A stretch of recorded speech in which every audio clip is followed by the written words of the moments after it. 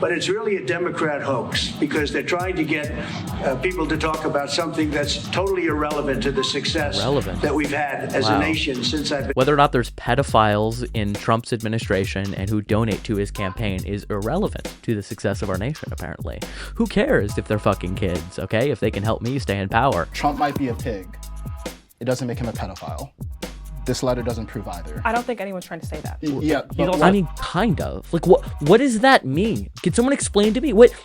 Can one of the MAGA apologists, Trump deep throatists, please explain to me what may each day be another wonderful secret mean when you're talking to someone like Jeffrey Epstein?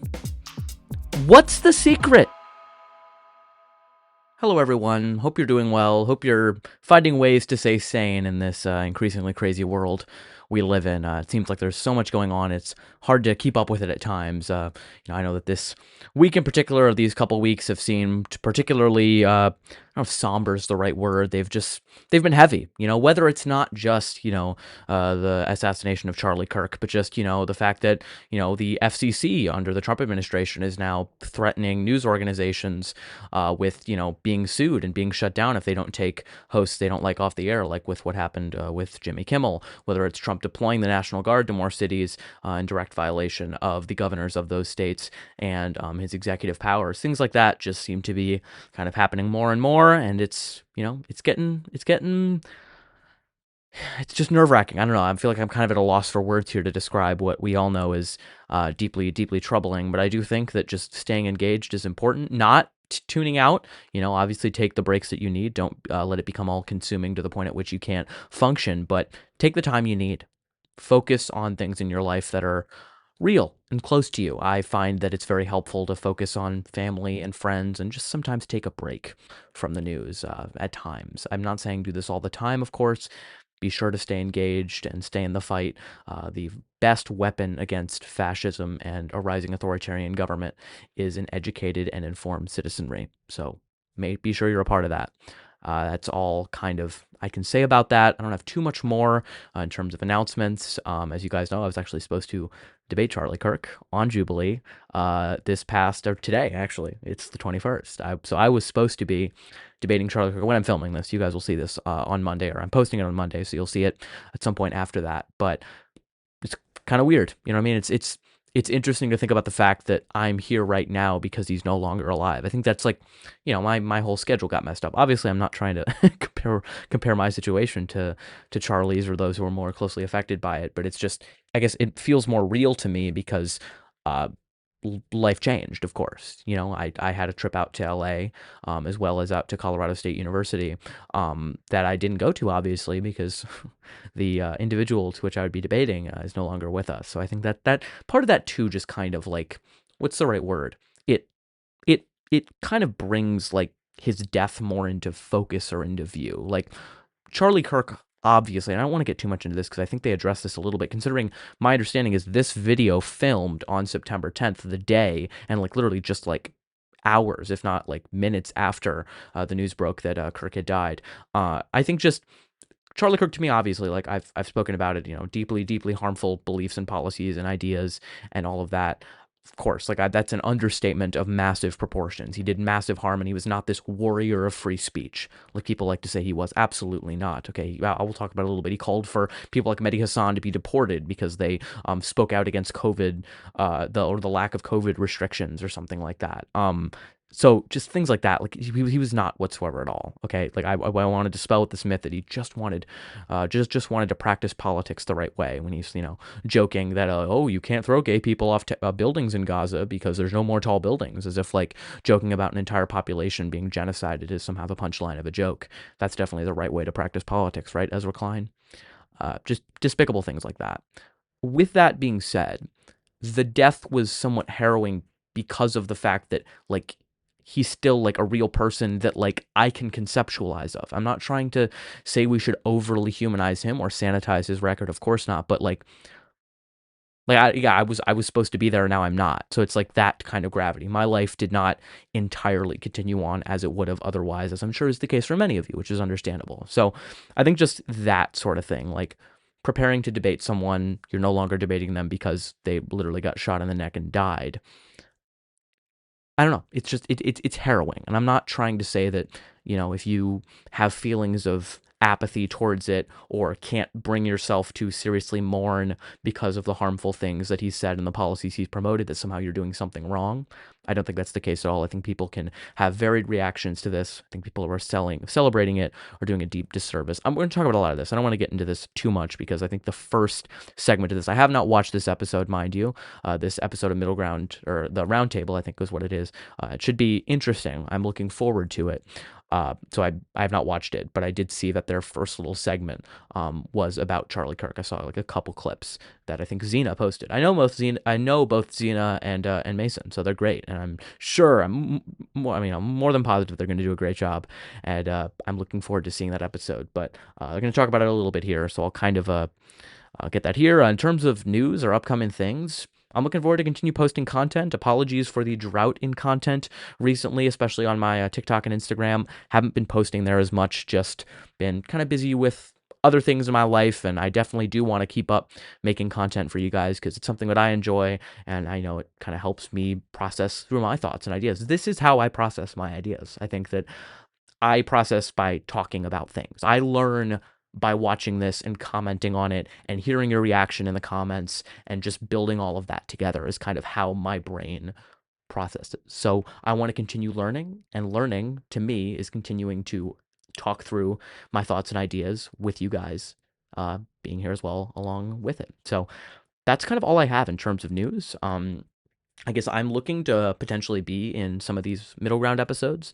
I'm in talks with Jubilee, so you might see me. Spoiler alert, you might see me on one of these future ones if that ends up panning out. But for now, I'll be a little square in the bottom corner for this video. But I'm definitely looking forward to reacting to it, giving you my thoughts.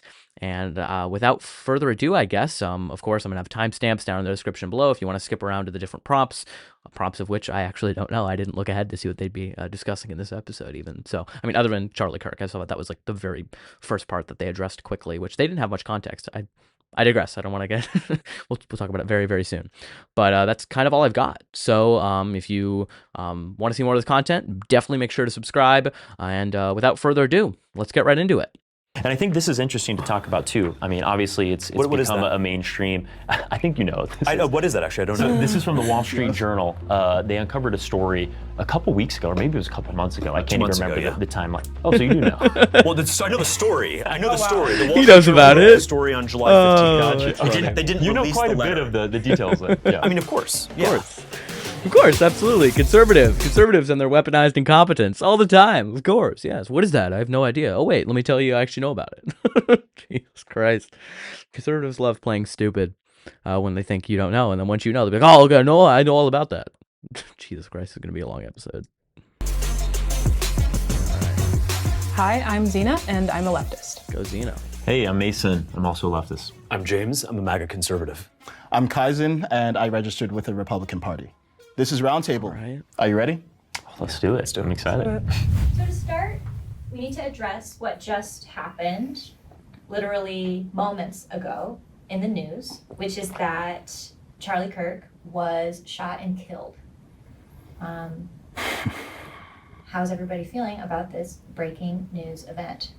I feel pretty hit with the gravity of what we're actually doing here.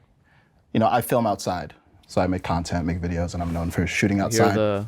I like to. Here are the prompts. Kirk, Epstein Files, gun reform, war crimes in Gaza, National Guard, Venezuelan drug boat, mocking the president, Jubilee Politics. All right, here we go. Starting off strong with Charlie Kirk. Let's see which take this guy has. But in nature, and I'm in public. And about a week ago, I started thinking, wow, my platform's getting pretty big. I actually have to worry about my personal safety. So when I heard about Charlie Kirk dying, you know, my first thought was, we can't keep doing this as America. We can't keep. Okay, fine. I get fear of gun violence. I have no idea who you are, dude. You do not have a platform near Charlie Kirk. I don't think any person is trying to kill you for what you're saying. Like, I'm not saying that people don't have aren't legitimate in their fear of gun violence. Yes, but like, no one's gonna shoot you, dude, because of the things you're saying, because you're like have such a massive platform like Charlie did. Like, I think there's like this like inflated sense of like importance. Like, I'm not exactly scared to speak on a college campus and like be shot because I also don't have the reach that Charlie does. Now, should someone like Hassan maybe feel that, Hassan Piker, feel scared because of something like this? Yeah, he's the left equivalent. But like him, like should maybe Ben Shapiro be scared? Yeah, not this nobody. No offense, I have no idea who this guy is. So I think this whole idea of like, yeah, I'm just so scared because I might speak and I might get shot like Charlie. Like, what it feels like to me is a sense of like overinflated importance. Like, oh, like I'm so important to the conservative movement that someone's gonna like shoot and kill me because of what I'm saying. Like, I don't know. Whatever. Like, I don't, this is a nitpick a little bit. And like, yes, of course, fear of gun violence in the country with the most guns and the most gun violence is understandable. But this kind of targeted gun violence is like, okay, dude, like, I don't know. I have no idea who you are. Like, I don't really think you're not going to be the next one who's killed because of speaking on a college campus. So I don't know. That's a nitpick, but getting to the point where because we don't like what someone is saying, we feel the need to silence them, whether it's through cancellations or convictions or killings, right or left. And then on a personal level, I was like, wow, is this the path I'm walking? Like, do I have to worry if I go to a college or some sort of political event? Gun violence in America, dude. Have armed security. I have to have a gun on myself every time I walk around. So, reality kids face every day they go to school. It's kind of just shifted the whole discussion. It's not left-right to me. It's good versus evil. I think killing people for any political belief is evil. And I hope we can all sort of change the way that we look at this situation, because we've become so divided and so focused on political affiliation and tribe that I think we're abandoning principle in favor of preference. And it's driving people to be so self-righteous that they think killing people is a solution to political disagreements.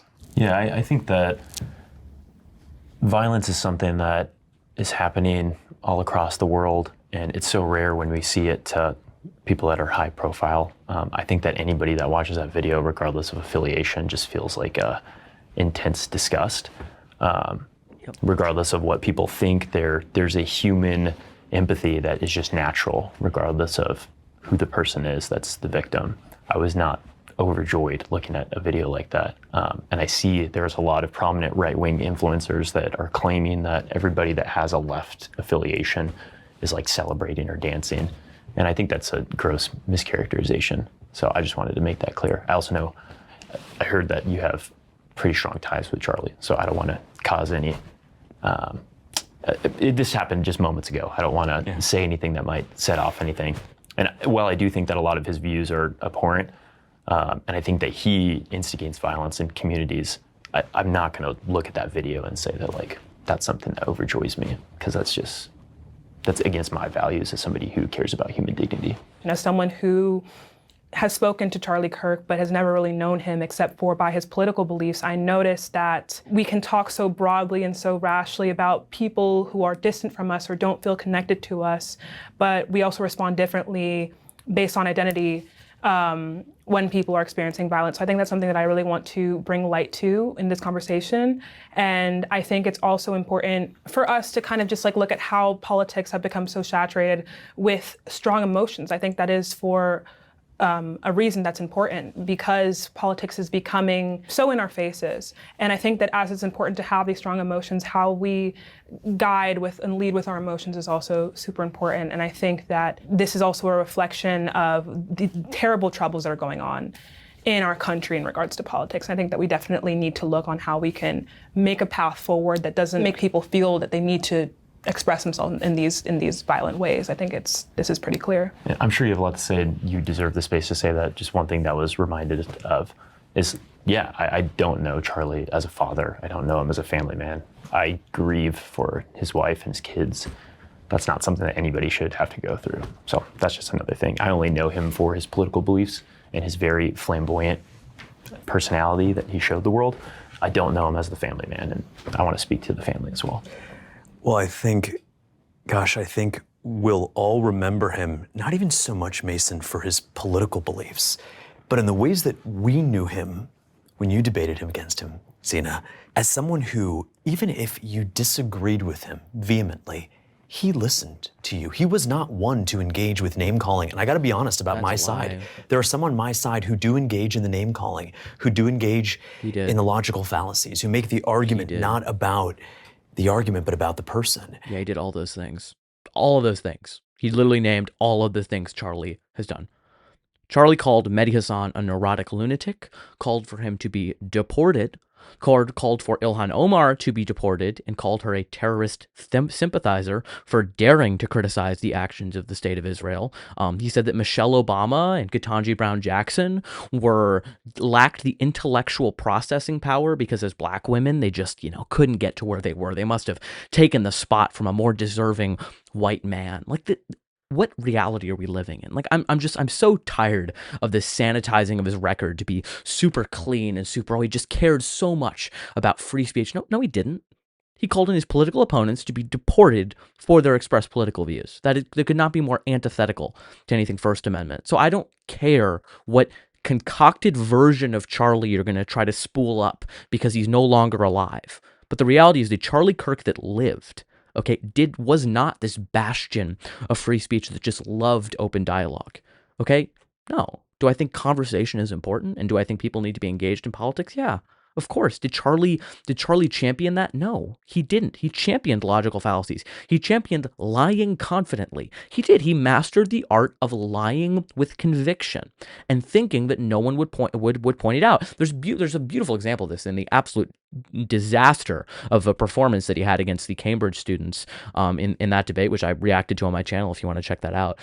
He just gets absolutely decimated by people who actually know what they're talking about. What a shock. The community college dropout can't hold his own against Cambridge debate students. It was insane. I mean, I remember there was one specific example where he was told, he was basically saying oh my gosh, the Trump administration is cutting $1.5 trillion off the annual budget. And the dude literally just laughs in his face no, that would be cutting the entire U.S. military budget and a half. And then Charlie backtracks and oh, well, no, he's actually raising taxes on the rich. Well, no, he's not. He's actually just raising income tax on the rich. The rich don't take an income. Elon Musk has some salary of $10,000. He gets most of his money through capital gains, which they lowered the tax on that. So no, Charlie Kirk absolutely employed logical fallacies in almost every argument that he ever made. And he did name call. He was no different than other people. Just because he went to a college campus and invited students up to a microphone, to which he would often pull away the microphone from them or have his cronies do it whenever they made too good of a point, that doesn't make him a bastion of free speech. Just because you engage in dialogue with others doesn't make you a staunch First Amendment advocate. So I also hate the way this guy talks, but I don't know. We'll see how long I can get into this condescension of really understanding Zena about Charlie Kirk and how it really understands this. I'm just speaking in such a professorial tone to make you think that I know what I'm talking about, but who am I to educate you? I don't want to feel like it's so condescending and literally grinds my gears. And so I think Charlie's legacy will be one that both the right and the left can respect. And that is one of settling our differences, our disagreements through open debate. Yeah, I'm sure. What we're going to do here today. And deportation. That's the kind of debate that I think that we need to do as Americans. And open debate and deportation. What are we? We're just lying here. Let's just recognize the dignity of free speech. That you and I, we can all disagree like heck, but at the end of the day, we are humans with equal dignity. I believe we are created in God's image. Sure. And I know that we're going to live up to that purpose in our conversation today. These case files, these documents to be released. And Thomas. That was fast. Come on. I wish they would have pushed back more against. I don't know. I guess you don't really want to criticize a man before his body's cold, but whatever. I don't know. I've made my thoughts clear on the Charlie Kirk situation, and I'll leave it at that. Moving on to Epstein Files. Here we go. Massey, who is sponsoring a discharge position to get the House to vote on releasing those documents, says he doesn't believe you're implicated in these files, but many of your friends and donors may be, and he says that's why the Justice Department is redacting them and slow-walking the release.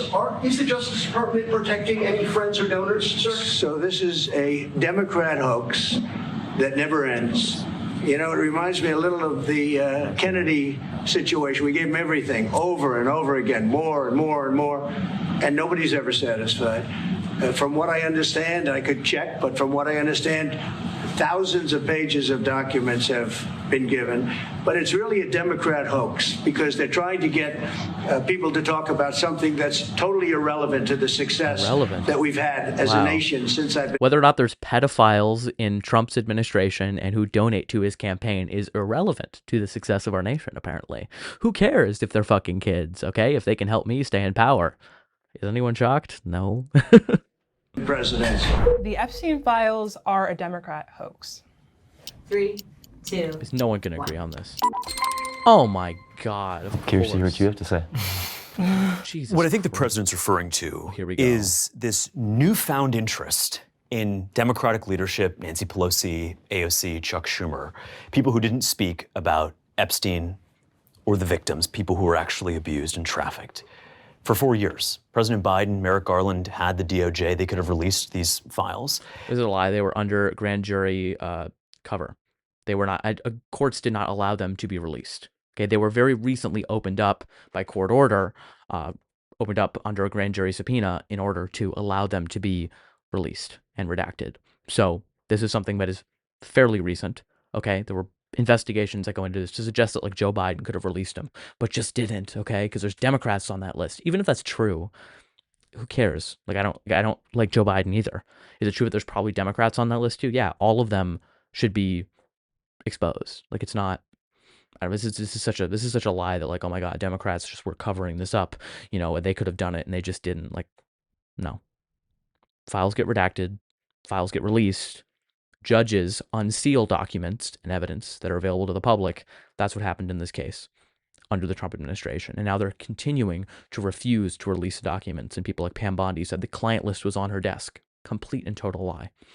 Or it was, and now they're just not releasing it. Trump ran on the Epstein files, saying he was going to release them, and now suddenly is like turning around into supporters and gaslighting them into because they want him to fulfill a campaign promise that he made to them. How dare you expect me to do exactly what I said I was going to do? It's ridiculous.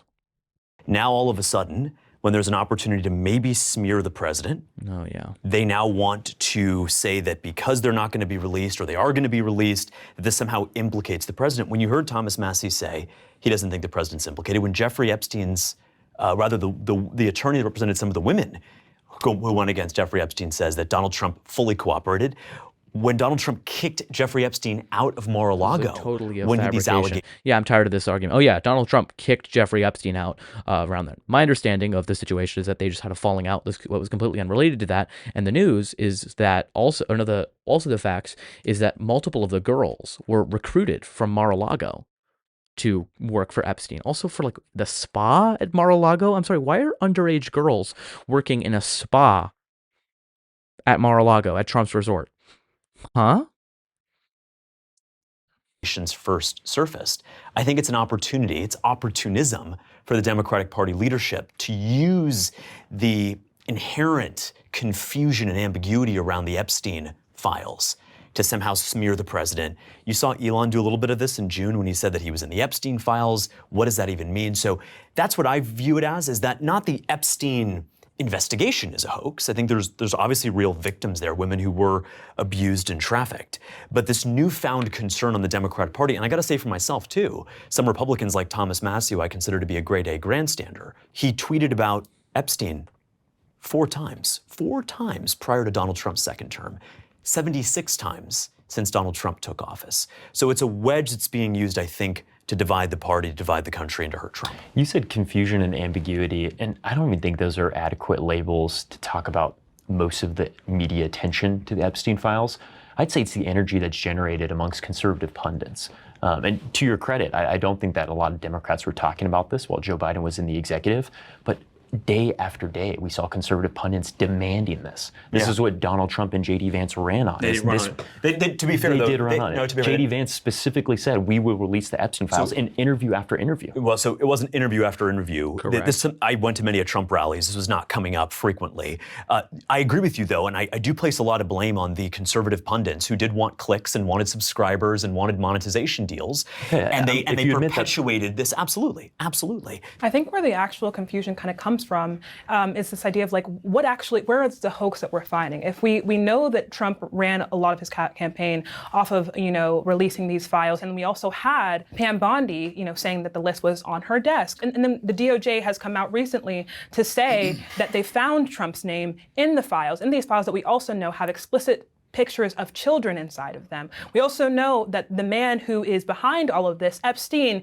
is a sexual predator, a criminal. And if we know all these things, if Epstein has referred to Trump as one of his best friends, if they have been exchanging, intimate letters with each other as best friends, if his name is in the files, and we know that for sure, because FBI agents were told to comb through hundreds of thousands of pages. And if that information was even kept from Trump for months, just so the administration could figure out what was going on, we know, right, that we have the burden of proof is at the very least on the Republicans and the conservatives, or not the conservatives, but Trump himself, who ran his campaign off of this, and also who we know his name is in the files. I think that's just very clear. First, we should talk about what it means to be a hoax. Because I agree with James that this is opportunism by the Democrats, but we should remember that the genesis of this whole situation was Trump was asked in an interview by Lex Friedman, I think it was in October, would he release the Epstein files? Now, that's a far cry from campaigning on releasing the Epstein files. He was responding to a request. And multiple times. Yeah, I'd look into it. Then, when he entered office, Pam Bondi made a huge spectacle of releasing the Epstein files. I don't know if you guys saw, but there was an event. They brought all these conservative influencers. Binders, yeah. They were the white binders. I thought it was in poor taste. And the expectations were mismanaged because there wasn't much in there. Either she was lying or it was a moment of incompetence. And that's what I actually think it was. Yeah. And I think after the MAGA movement was upset about this, rightly so, because expectations were mismanaged, then the Democrats smelled blood. They jumped on it. And to the extent that the Democrats are opportunistic and not actually sincere in wanting to get the Epstein files released, because there were 4 years where they were mum to the moment, yeah, it's a hoax in that sense. But I don't think it's a hoax overall. Correct. And we should also be clear, what are we talking about when we say Epstein files? Because these 33,000 pages of documents, Trump was already listed in the documents that were already public knowledge for years, by the way, because these are documents of all of Epstein's business dealings, everyone that he associated with. Being in the files is not proof positive that you molested children. There's a different question entirely of what does it say about Trump in the files? Yeah. And I think that's the next topic we'll get to. But to the extent that... Yeah, there's a direct rape allegation made by a 13-year-old girl named pseudonym named Katie Johnson, who said that Donald Trump and by the way, I'm reciting this from something I read a long time ago, but it sticks with you when you read this, that happened to a 13-year-old girl, that apparently she was raped by both Donald Trump and Jeffrey Epstein, begged Trump to wear a condom, didn't wear a condom, Trump still had sex with her, raped her anyway, and then when she said, what should I do if I get pregnant, he threw money at her and said, get a fucking abortion. I'm sorry, I want every bit of those files released in its entirety. It's that simple. It's not, there's no ambiguity here, okay? Trump is a adjudicated rapist, okay? There's not really a ambiguity here. It's just Trump doesn't want to cover it up because his pedophile friends might be in it and he might be implicated in it. So now he's pretending like he never talked about it. This is really not that difficult to figure out when you understand the person that Donald Trump is, but of course, both of them are completely immune to understand, or they don't even care. I don't know. It's just fucking disgusting, really. I don't think there's too much more to talk about here. We could talk about the hypocrisy for days, but I don't know. The fact that there are definitely pedophiles in our government. And of course, the people in QAnon are going to say they drink the blood of children and are charging up with adrenochrome and they are in the basement of a pizza shop. Fuck all that shit, okay? But are there people who abuse their power? Absolutely. Is it a absolute crime that people like Prince Andrew aren't in prison, despite the fact that verifiably he was on that island and was accused by Virginia Giuffre, who mysteriously committed suicide? Yeah, and are totally scot-free? Yeah, of course. If you're wealthy and powerful enough, you can get away with anything. And Trump is one example of many of that phenomenon in action. So, I don't know. We're going to have so much more on the Epstein files, but I just want to, I don't know. What else is there to really talk about here? Like, I don't know. What a shock. All of the rich and powerful people don't want to expose the fact that them and all of their rich and powerful friends were abusing children. And adults too, mind you. It's important to remember it wasn't just children. All that's very important. Jeffrey Epstein did rape and abuse adult women as well. So, spanned everything. It's pretty disgusting. Democrats having manufactured outrage about that, I agree, but overall, this is not a hoax. I don't want to speak for Zena, but I don't think we're going to be the biggest defenders of a lot of mainstream Democrats today. I think that what really is in the files is implications of people in high positions of power that are utilizing their leverage to do terrible things. And Donald Trump is not the sole person in that needs to be implicated. If Bill Clinton is in there, we want to see prosecutions. If there are top Democrat aides in there, we want to see prosecutions. Yeah. We want people to be held accountable in positions of power. It's not about political affiliation. But we know that Donald Trump is intentionally trying to spin this. He could very easily let this go away by just saying, I'm letting the Department of Justice handle it. We're not talking about it any further. But his insistence to either cast blame or throw it to other people or to inflate things that are not true by saying it's the Democrats that did this, they've been lying about it for years. It's the constant goalpost moving that is very clear to the American people and why I think a lot of Republicans are very pissed at MAGA. And just to be clear, I don't view this as like Republicans and Democrats. Not at all. I honestly, not even Also, just this I'm issue. not registered as Democrat. Yeah, I mean, I hate the labels. I realize we got to talk about it. It's good for marketing. I just hate it. It's like, I'm a guy who voted for Trump. I also voted against him the 2 prior elections. But to wild. the extent that we're talking about the Epstein case, just to clarify, we already knew Trump was You're not even a first-time Trump voter who realized the error of his ways. You saw all of that shit and then decided you want more. Oh my God. Oh, wow. The MAGA brain is a fascinating place. Jesus Christ. At which point were you convinced? Okay. What point along the house of cards were you convinced that voting for Trump was a good idea? Was it grab him by the pussy? Was it I don't even so many parts, okay? Telling members of Congress to go back to the country that they came from, despite the fact that 3 out of the 4 that he was mentioning were born in America. What was it? Which point? It's ridiculous. Epstein Files. He's been there for years. We knew he flew on Epstein's private jet. It appeared that he never flew to the island, but yeah, we knew they were friends. There's nothing, Trump being listed in the Epstein Files wouldn't be a revelation. Right. I think the revelation, though, is when he's talking about Ghislaine Maxwell, am I pronouncing that correctly? Let me just finish, bro. And saying that he can give a presidential pardon to them. I wasn't done yet. Go ahead, you can So finish. just to finish, the revelation wouldn't be that Trump's name is in the files. The revelation would be that he did something illicit with minors, and that's in the He's files. a co-conspirator. Yeah, and I think what you're saying, James, is like there's a lot of motivated reasoning here that the bar can never be met and cleared for Democrats. Correct. It's like he keeps releasing files. He tried to get grand jury transcripts unsealed from New York and Florida judges. Correct. They denied that. They did release. So you acknowledge that they denied that. These were all under grand jury protection the entirety of the Biden administration. So it's not like they could just immediately release the files. They are now released. So it wasn't on Democrats. 3,000 more pages of documents. At what point is enough enough? And I think that's None of the that point was that he's new making. information. Like the hoax is that, hey, you guys aren't actually looking for justice, and nothing would satisfy you outside of Trump saying, yeah, I did go to Epstein file and I did abuse children. And I think that's like an unreasonable standard. It's really not. The simplicity is releasing those that were perpetrators. That's it. Just don't keep shielding the names. That's the point here. And I think this is interesting to talk about too. I mean, obviously it's What is become that? a mainstream. I think you know. I know. What is that actually? I don't know. This is from the Wall Street Journal. They uncovered a story a couple weeks ago, or maybe it was a couple months ago. I can't even remember the timeline. Oh, so you do know. Well, I know the Okay, story. Batman. What is that? Oh, yeah. 2 months ago. Jesus Christ. People have no shame. No wonder they put that in the intro. That is such a clippable moment. I know the story. The Wall Street Journal broke the story on July 15th. Gotcha. They didn't You know release quite the a bit letter. of the details then. Yeah. I mean, of course. Yeah. Oh. Yeah, they didn't release the letter. This was gotten by the Oversight Committee. I hear a lot of Republicans saying that this isn't him. The president has denied that it's authentic. He said that this is another part of the Democrat hoax, this fake story.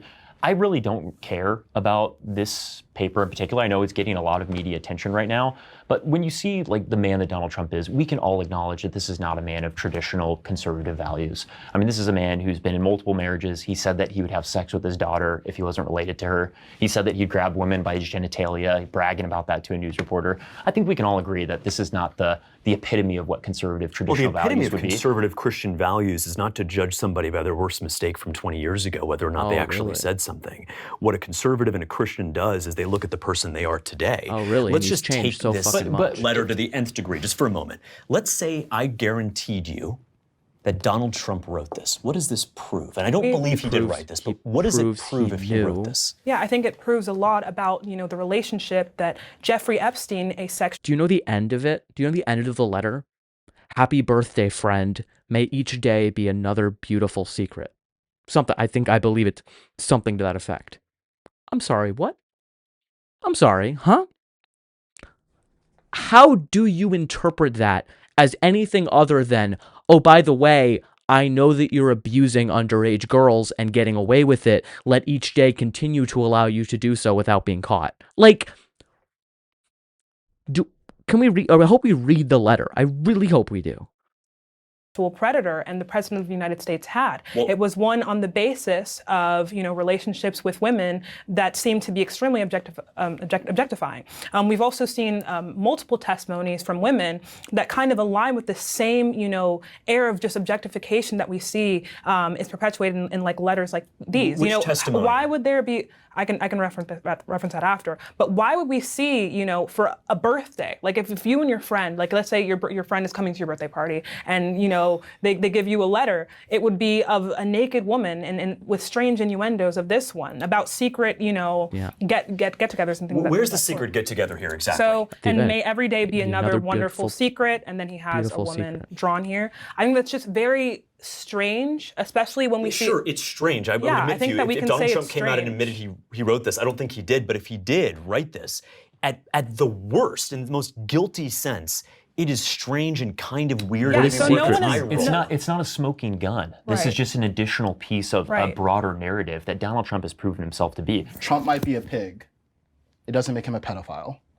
This letter doesn't prove either. I don't think anyone's trying to say that. Yeah, I mean, kind of. Like, what does that mean? Can someone explain to me? Can one of the MAGA apologists, Trump deep throatists, please explain to me what may each day be another wonderful secret mean when you're talking to someone like Jeffrey Epstein?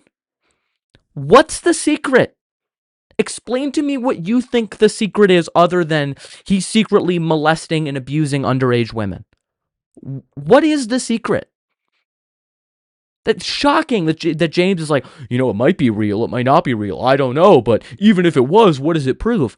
I don't know, motherfucker, you give me a better explanation as to what a secret is when we're talking about a child predator that Donald Trump was close friends with, that he flew on his jet, that how Trump talks about women.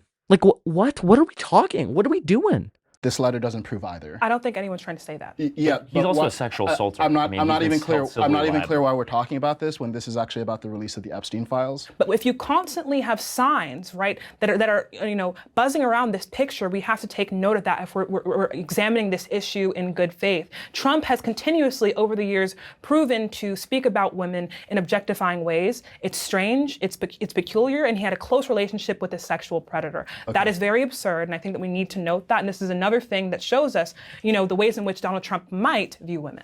To me, this doesn't really do much for the conversation. Honestly, it's a bit of a pop culture piece, and it's interesting. It doesn't tell me anything about what we actually need to be doing about the Epstein Files, which I think is the most important thing. Surveillance footage at a local gun store shows Minnesota church shooter Robin Westman shopping for guns days before a deadly tragedy at a Catholic school last week. In the clips, the shooter could be seen browsing for ammo, testing out different guns, and smiling and laughing with staff and another customer. According to Krause, his staff said Westman acted perfectly normal and didn't display red flags. It's too easy to buy a gun in America. Politicians blocking gun reform have blood on their hands. 3, 2, 2 and 2. 1. Here we go. Wow. It's really tricky because I think there are two factors at play when it comes to the gun problem here. Number one, there is kind of a sensationalization of guns that we've seen in our country happen, but also what we find is that people who commit shootings like these tend to get them from, relatives who have them around. There's an interest, and they're pretty easily accessible for people, especially depending on what state you're in. I think that is a very big contributor to this problem. But also, I definitely think we need to focus on why people are turning to this kind of expression of violence to deal with like whatever's going on with them. I think that's like very indicative of something that's going on in this country. We're seeing these incidences happen over and over again to people of all different ages, of all different backgrounds. I think this is something this is a wound in our country that we're ignoring and deflecting from for multiple different reasons. Yeah, my light's green. I think that there's increased regulation that we should do in this country, but I'm not anti-gun in the same sense of a lot of, Democrat politicians or even Democrat voters who say that guns are like the root cause of a lot of this violence. I think they're really the tool that are used by individuals who are going to commit these types of crimes. And I'm probably more pro-gun than the average person on the left that you talk to. I think that it's really important for people to feel like they have agency to protect themselves and have self-defense. But I do think that it should be like the same requirements we have to get a driver's license that we could to get a gun, where you show actual knowledge of how to use it properly. Maybe you're trained through somebody in the same way you have like a learner's permit. That could be something that I think is achievable. I don't think that we should just ban guns altogether. Yeah, I agree with Mason largely here. I would probably say I have more nuanced views on gun control.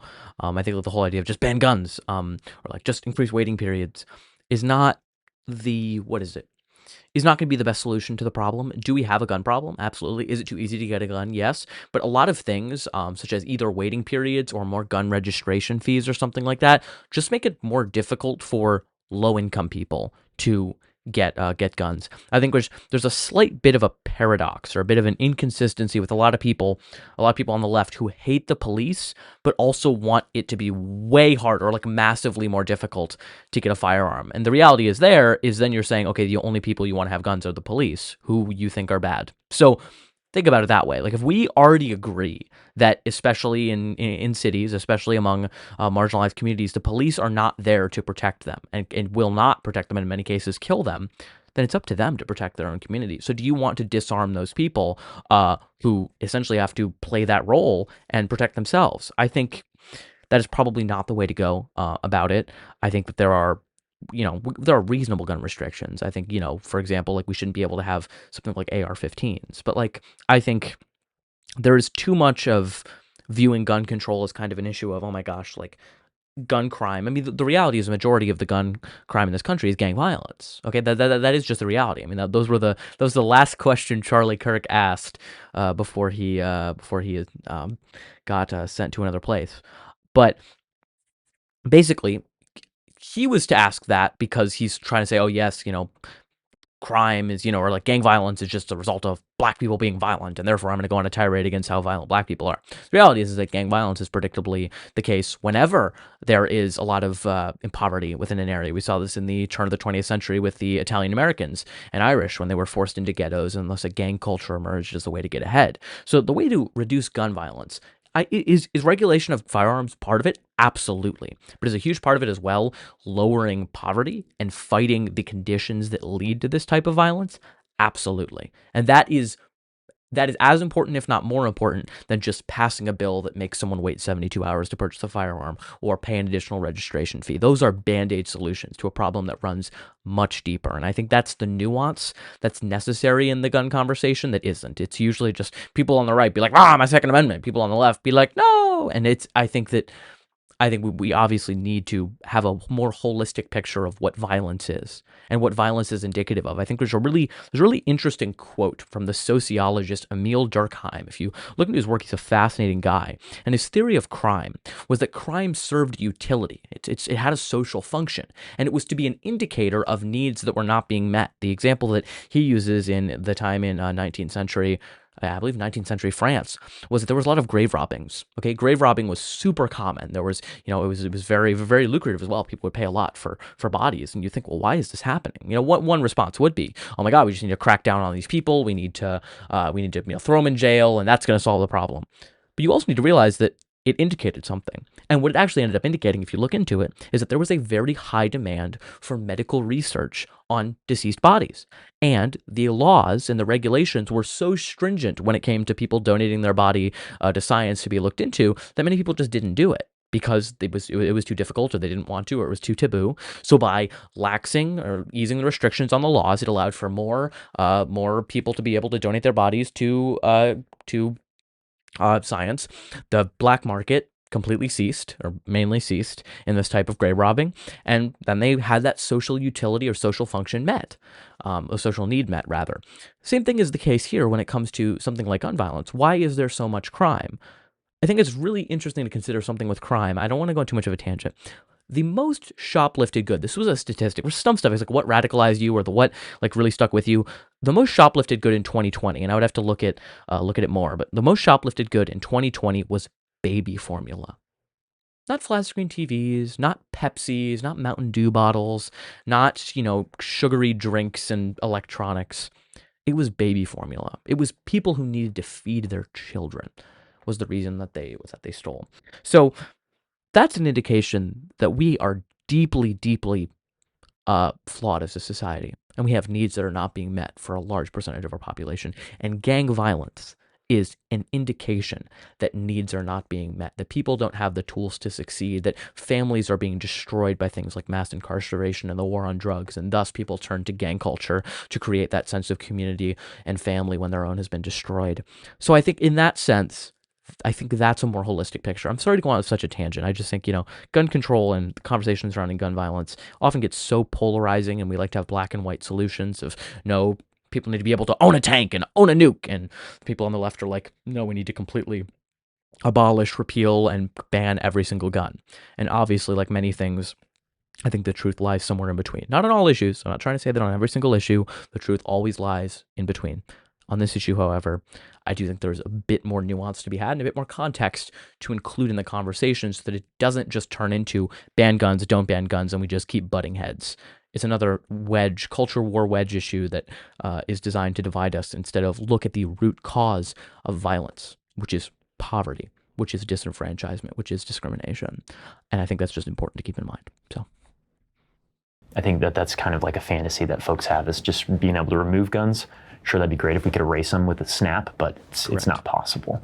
I agree. I mean, I think if you're concerned about fascism, you probably want guns. And I find that many of the people who are concerned about the overreaches of the government seem to want to ban guns, but guns are how you prevent overreaches of the government. So I think it's not really. This is one of the arguments on the right that I don't buy at all when it comes to the conversation or the argument around gun control. Oh my God, we need guns to defend ourselves from a tyrannical government. Yeah, I'm sorry. No. Like, I'm sorry, if the military wants to use tactical nuclear weapons, you ain't doing shit, okay? Like, I'm tired of this revolutionary war fantasy where some guys with guns are going to get together and overthrow the government. Like, no, okay? Like, the military will destroy you, okay? The government will destroy you with the superior weaponry they have. It doesn't matter how many like 22s, okay? Your like Glocks that your uncle has. It doesn't matter. You're fucked, okay? Like, I don't know. I think that is a particularly weak argument. Okay? No. You're not the good guy with a gun fantasy of you going up against the military is not going to happen. Okay? It's a really funny bit. I think it was Neil Brennan did. They want to have 100 NRA guys against one military dude with like a fucking drone. And just, it's a really funny bit if you want to look up to see like how ridiculous this style of thinking is. It's no longer the 1800s. Okay? The idea of like the weaponry has advanced so much, and now of course insane people can be like, you just made a great argument of why I need to have a tank, and it's like, okay, all right, let's end that. Second Amendment for a reason. The Second Amendment is there to protect the First Amendment. Oh, I see that. Yeah, now, of course. I do think guns, as Zena noted, are just part of the problem, and I think honestly downstream of the primary problem, which is mental illness, or I just call it evil. People wanting to do evil things. Like why? Hold on. Okay. Wait a second. downstream of mental illness. However, we can trace that further, right? Because the problem with conservatives is they never take the problem further back. It's not like mental illness exists in a vacuum, and it's not like you can do nothing to prevent mental illness, okay? Mental illness, like other illnesses, can be treated with health care that we should provide universally to people, which is something that we would advocate for. I'm saying we, and I think I'm fair to speak for Zena and Mason there, and people, conservatives like them, are against that. So of course, this is not just a gun problem, but if you say it's a mental illness problem, for one, like every other developed country also has mental illness, they don't have shootings. Shocker, it's the guns. That's no surprise there. However, let's do things about the problem. Let's not just claim the problem isn't guns and then also do nothing about the problem to which you claim is the real problem. If the real problem is guns, great. Or if the real problem is not guns, but rather mental illness, cool. What are we doing to combat mental illness or, treat mental illness? Oh, we're cutting funding for mental illness and government research grants for it. Oh, wow. Geez, I guess we're not really doing anything about the problem. We're just kicking the can down the road and saying, oh, we can't do anything about it. It's exhausting. People wanting to do evil things at all. Now, obviously, if someone wants to do an evil thing, having a gun creates more lethality. They can do more. But, these people want to kill people. And we need to figure out, why do people want to kill people? Whether it's for political reasons or they want to shoot up a school, like what is going on? And I think we have a very deep mental illness crisis in this country. I don't think it's well understood at all, actually. You could have no guns and still have crazy people who want to hurt each other. So we got to figure out what's going on there. The number one type of gun violence in America, gang, here we go, is at the hands of a handgun, not at the hands of a AR-15 style rifle, whatever that means, or a shotgun or anything like that. It's a handgun. It's 2 out of 3 gun deaths in America are suicide. So quite literally, 2 out of 3 gun deaths are a mental health issue. Now, I guess the question is, if you could take one gun off the streets, if you could delete one gun, what would it be? Well, I understand the total statistics, but when we look at these mass shootings, I mean, the only way that they are possible is the lethality of that particular weapon and what it's capable of. What do you mean by that? I mean, you can't fire a pistol into 50 people, or like in Las Vegas, where somebody is from the top ranks just unloading into 600 American citizens. That's not possible with a handgun. Why would that not be possible with a handgun? From that you distance, think you can hit 600 people before you're able to get taken down? He wasn't aiming to hit 600 people. He just sprayed. I mean, there's technically no reason. Spray with the when you say a handgun, I mean, look, there's a 9mm round can go into an AR-15 style rifle, it can go into a Glock, as well. The truth is that handguns kill more people than rifles. That's just a fact. By about 50 to 1. For 50 gun deaths at the hands There's also way more of a handgun, only 1 will happen at the hands of a rifle. Well, if we look at the problem of school shootings, what type of gun is most likely to be used in something like a school shooting? Oh, I agree with you. Or like a mass shooting, I agree, but what percentage of gun deaths are school shootings, mass shootings? Yeah, about of course. 1%. I think, this prompt, right, we're referring to like a school shooting. We're talking about whether it's too easy to buy a gun. Is it too easy to buy a gun in America? Yeah, so I think for one, it is too easy, but these are 2 different problems that we're trying to separate. Number one, deaths that are happening on a mass level by the basis of things like AR-15s and these larger assault rifles. And we can also talk about like the mental health problem that we're having, where people are committing these atrocities to themselves, which I think is also kind of going to be at the hands of things like, again, like you said, handguns. But when we're talking specifically about something like the clip that we just saw, that is coming from people who have access to extremely powerful firearms. So I think that maybe we should look into why they have access to those things, and we should look into mitigating that. And in regards to people who are committing suicide using handguns, these are things that I think that we also need to worry about as well, how people have access to those kind of guns as well. I think both of these things need to be looked at as problems. I agree, and I think there's kind of 2 conversations happening right now, because James, before you mentioned the difference between handguns and ARs, no one was really talking about that. We were more talking about, should people have access to guns, period? And there's a different question of, if you have access to guns, do you have access to all guns?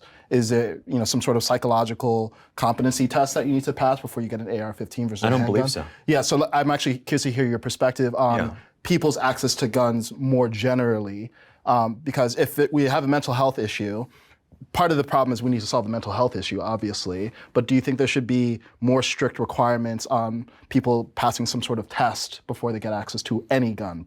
I don't. And the reason why is that mental health issue might afflict less than 1% of the population. You're going to then punish the other 99% by making... What do you mean punish? What do you mean punish? A majority of people aren't bad drivers. I mean, that's a stretch. We're in America. People suck at driving. Majority of people are competent enough to drive a car, but all of us have to take a driving test and all of us have to have a driver's license in order to be safe on the road and follow the rules of the road because of some people who won't. We cater to the lowest common denominator. How is it punishing people by saying they have to have a mental health evaluation to make sure they're not fucking crazy before they get a firearm? How is that punishment?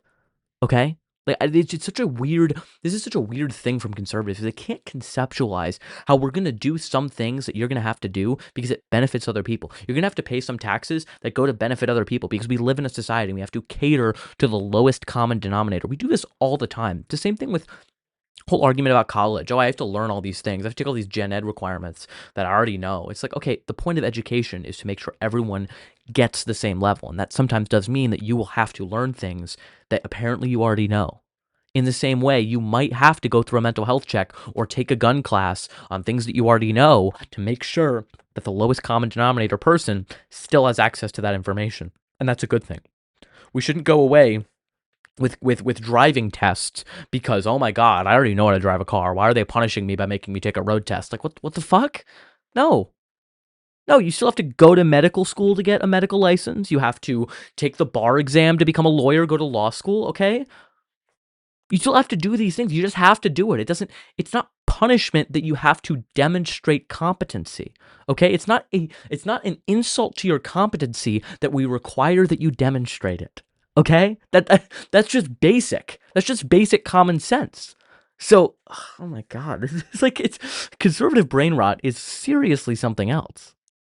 Them jump through hoops. So you say a psychological competency test. Well, if you're a single mom on the east side of Baltimore and you're living in an under-policed area and there are active threats to you and to your children, you don't have time to take off of work and to go pay a psychiatrist to go administer some tests. Make it free. It's a hurdle. Then how is that weapon going to be effective if you don't know how to properly use it? Well, so there's 2 points there. Just as a deterrent? Well, no, but there's 2 points there. Yes, actually, in most cases, weapons are used as deterrents. 9 out of 10 times, according to the Department of Justice, the weapon doesn't actually even need to be fired for it to be a successful deterrent. If someone's running after you, simply taking out your gun and pointing at them.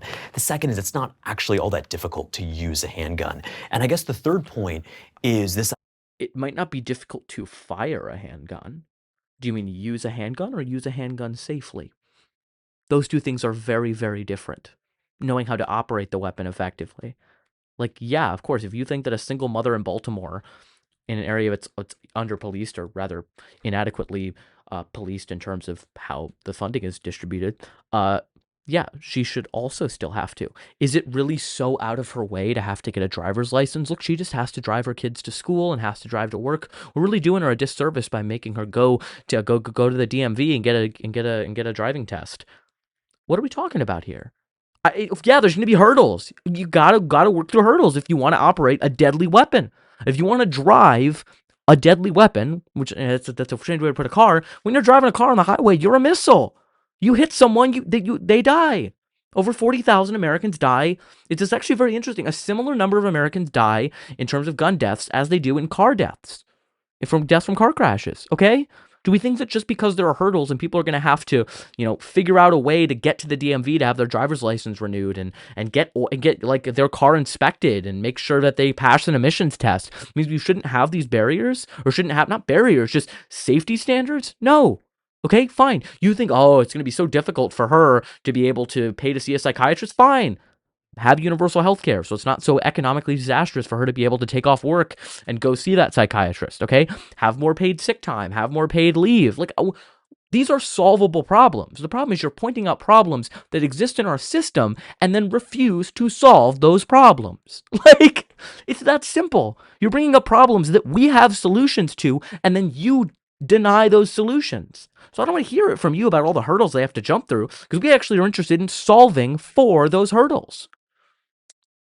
idea of mental health checks is in effect a barrier to gun ownership, which is in effect a barrier to the ability to defend yourself. I think that people... And a barrier in order to, you have a right to transportation, you have a right to travel, okay? And part of that is driving a car, so therefore, if people have quality checks, people have driving tests, it's an infringement on your right to free travel, to movement, if the government requires. You see how fucking ridiculous this sounds when you apply it to anything other than guns?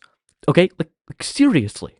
Think about you having to pass regulatory checks at your business by the health department in order to ensure you aren't serving unhealthy food or food that is spoiled and rotten and gets people sick is an infringement on your right to start a business, to exercise your free speech in the form of culinary ability. Do you see how ludicrous this sounds as soon as you talk about anything other than guns?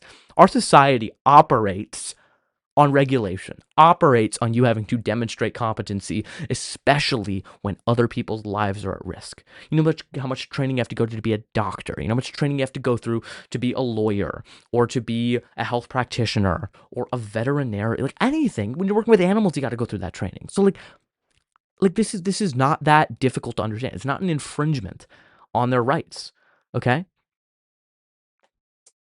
Who want to use guns need to take on that inconvenience of having to learn how to use a gun, maybe, again, some of these other structural barriers so that we can ensure the safety of thousands and thousands of people. We've had so many school shootings. I think part of this, too, is just the statistics of gun deaths don't add up in terms of owning one for self-defense, okay? There's whatever the statistic is used in, over 500,000 or whatever the statistic they want to pull up, prevent all these deaths every year.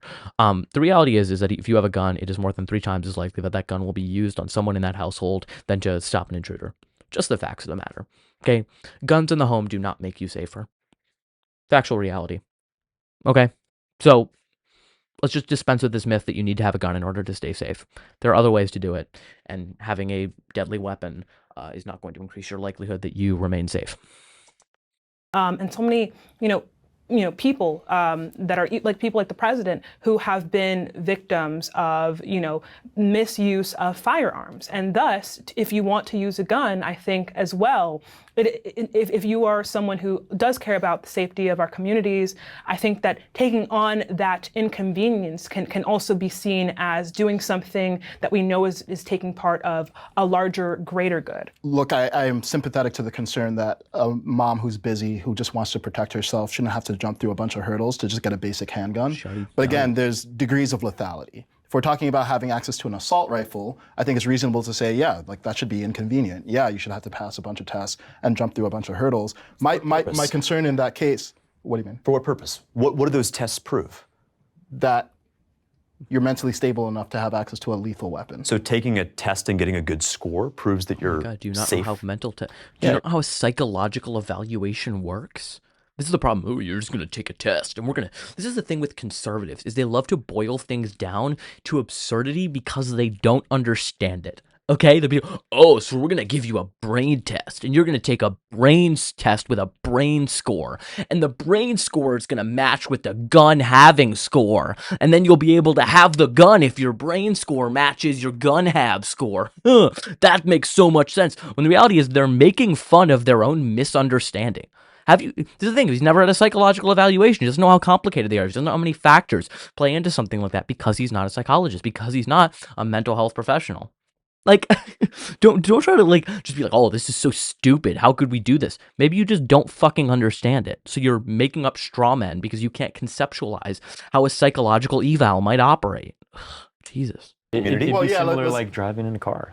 You're showing that you have competency. It's not like an incredible hurdle. No, right. But the question isn't whether you're a competent user of a gun. The gun deaths in America aren't happening because a guy's an AR-15 and accidentally shoots up a school. That's a barrier that stops those individual cases. No, but I would argue that the folks who are as evil and as wicked have every incentive to go through as many barriers as possible to go through with that. I'm glad we're talking about this. I think another big purpose on why guns are typically used in this fashion and why it's a uniquely American problem. Can we agree with that this is not something that we're seeing in other areas of the world? Well, we have the highest murder rate in the world. So yeah, it's a uniquely American problem. We have so much crime here. We need guns to protect. That's why our founders created the Second Amendment. But we have the most guns. Shouldn't we be the most safe? Well, we are the most safe in large parts of the country because we have is it we have the most crime or we're the most safe? I'm confused. Well, there's a geographic disparities I think you can appreciate, right? So I'll give an example. D.C., what's the gun ownership rate in D.C.?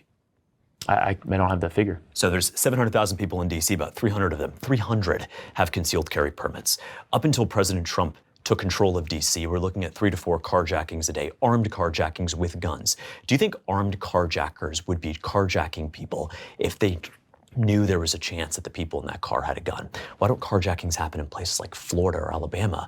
Because there's 2 million concealed carry permits in those states. It sounds like you're trying to convince us that we should allow people to get guns. That's not a contention here. I'm not anti-gun ownership. No. But what a big problem I do have is the fetishization of guns here in America specifically. Sure. Institutions like the NRA, or we have prominent politicians like Thomas Massey posing with his children. Well, I'm no fan of Thomas Massey. Right, but I think you can understand that not just him. But he's not an most isolated Americans case. don't fetish a gun. It's a tool that you use to protect your family. Most Americans don't fetish their gun. When we see posing with your family, holding most hundreds Americans are not Thomas Massey posing right, with and their most guns Americans around the will not Christmas tree. commit mass shootings. But we need to address the reasons why those individuals might have proclivities in order to do that. Why do you think the individual shot up that church in Minneapolis? I think that person was deeply troubled. Why do you think they were?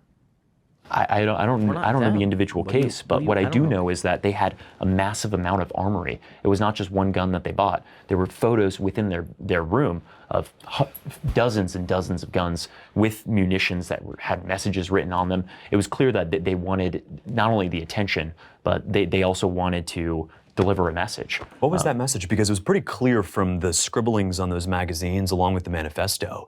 It was a anti-Christian message. That's why that individual was shot up a church. It was multiple. It was anti-Jewish, it was anti-Christian, it was anti-Trump, it was anti-gender-affirming care. There's a lot of different things. Correct. Gender-affirming care, what do you mean by that?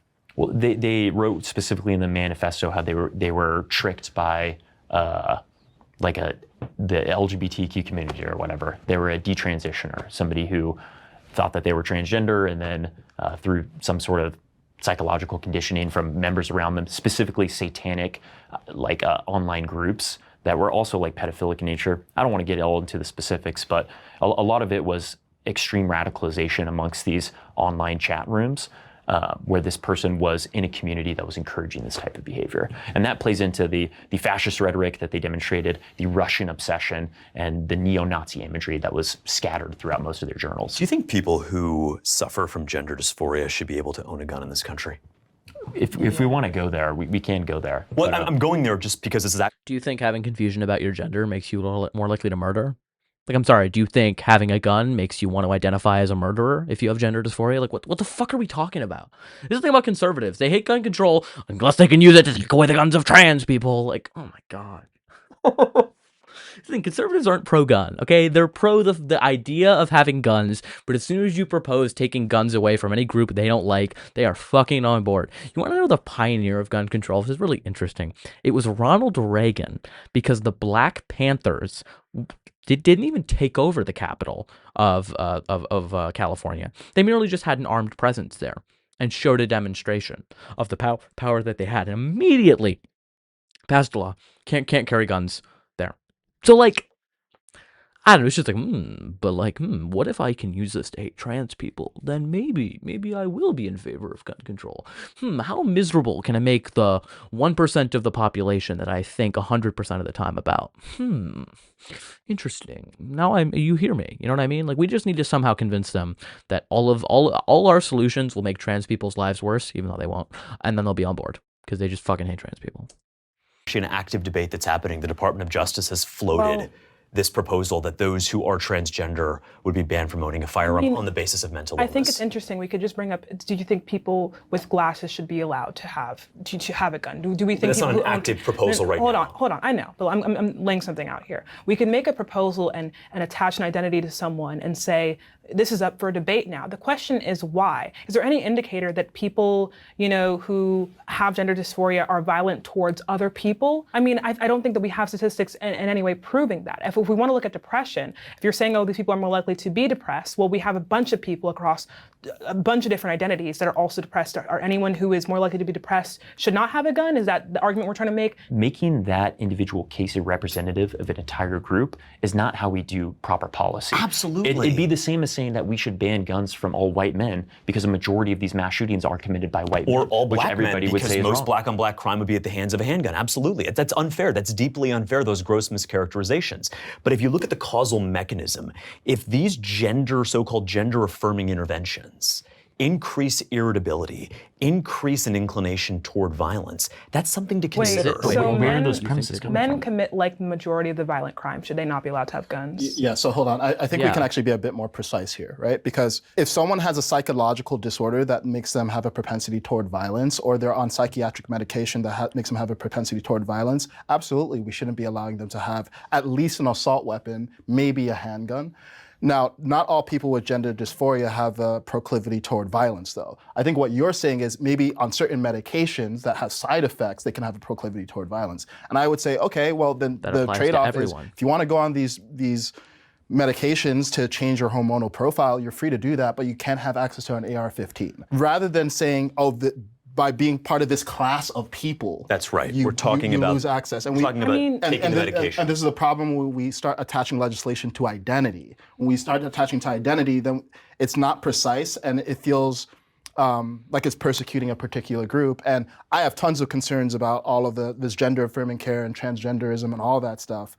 But I think if we want to craft good policy, it shouldn't be about people. It should be about people on psychiatric medication or people with specific psychological profiles. I mean, even still, I mean, I think we would just have to look at statistics of people who are on these medications and how much of the crime or how many crimes they're committing. I don't have any of the information around that type of stuff. Any medication with a side effect that leads to higher chances of being violent doesn't. How about being male? We talk about a little bit. Testosterone often makes people more aggressive, more violent. Natural hormones there. Men be banned from owning guns because they're more likely to be violent with them. What proclivity? How do we define that? You know what I mean? I don't know. If someone who is transitioning from female to male is taking more testosterone, that might make them be a bit more irritable, a bit more angry, a bit more aggressive. Should they not be allowed to own a gun because they're becoming more male? And they might start committing the mass shootings because that's what men do. I don't know. It's a stupid argument. Isn't allowed to have a gun, or at least it limits the lethality of the firearms you have access to. I think that's a much more reasonable discussion. Correct. Or being a drunken fool, you shouldn't be able to. Yeah, if you're a felon, even certain misdemeanors. So actually, I would disagree on the felon point because, look, you've got people who've long paid for their crimes in this country. My father committed a felony back in the late 1980s. The idea that he cannot own a gun in the state of Florida because of something he did 30, 40 years ago is unacceptable. Well, hold on, unacceptable. If he murdered someone, you would say that. Well, if you murdered someone, own a gun again. Well, no, actually, I disagree. So What? I disagree. One, if you murdered somebody, you're probably still in prison. But what if you're not? So it depends on the specific condions. My father didn't murder anybody. He was in for 1 year and a day. I think the point is that. Hold on. I actually disagree. We should have murderers have guns. This is the party of common sense, everyone, right? We need to reduce crime. That's why I think people who are convicted of felony murder should be able to have guns once they're out of prison. Jesus Christ. Oh my God. Oh. Well, actually, no. Well, I actually think felonies. Oh, you're not talking about violent felonies, right? No, I am. I feel like the dude I'm forgetting his name. The dude on the right here is just trying to tame down James's insane off the rails takes. Oh my God.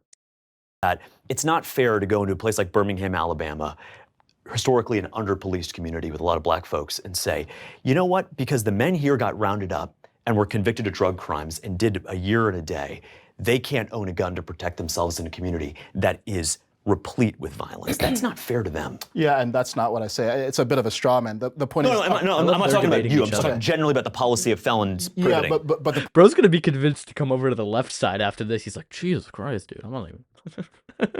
point is more that there are cases in which you committing certain crimes should disbar you from being allowed to own certain firearms. Yes, if you committed first-degree murder with a firearm, right? Now, if you defended yourself, 20, 30 years ago with a gun and got 5 years over that, that's a different story. But remember, most people aren't in prison for murder. Israeli airstrikes today hit a hospital in southern Gaza. At least 20 people were killed. Among them, 5 journalists for international news outlets, including the Associated Press and Reuters. Imtiaz Tayeb has more, and we caution you here that some of the images in his report are graphic. The killings were captured on live TV. News cameras were already trained on the Nasser hospital after an initial Israeli strike killed several people. A short time later, a second Israeli strike hit as first responders and journalists had already rushed to the scene.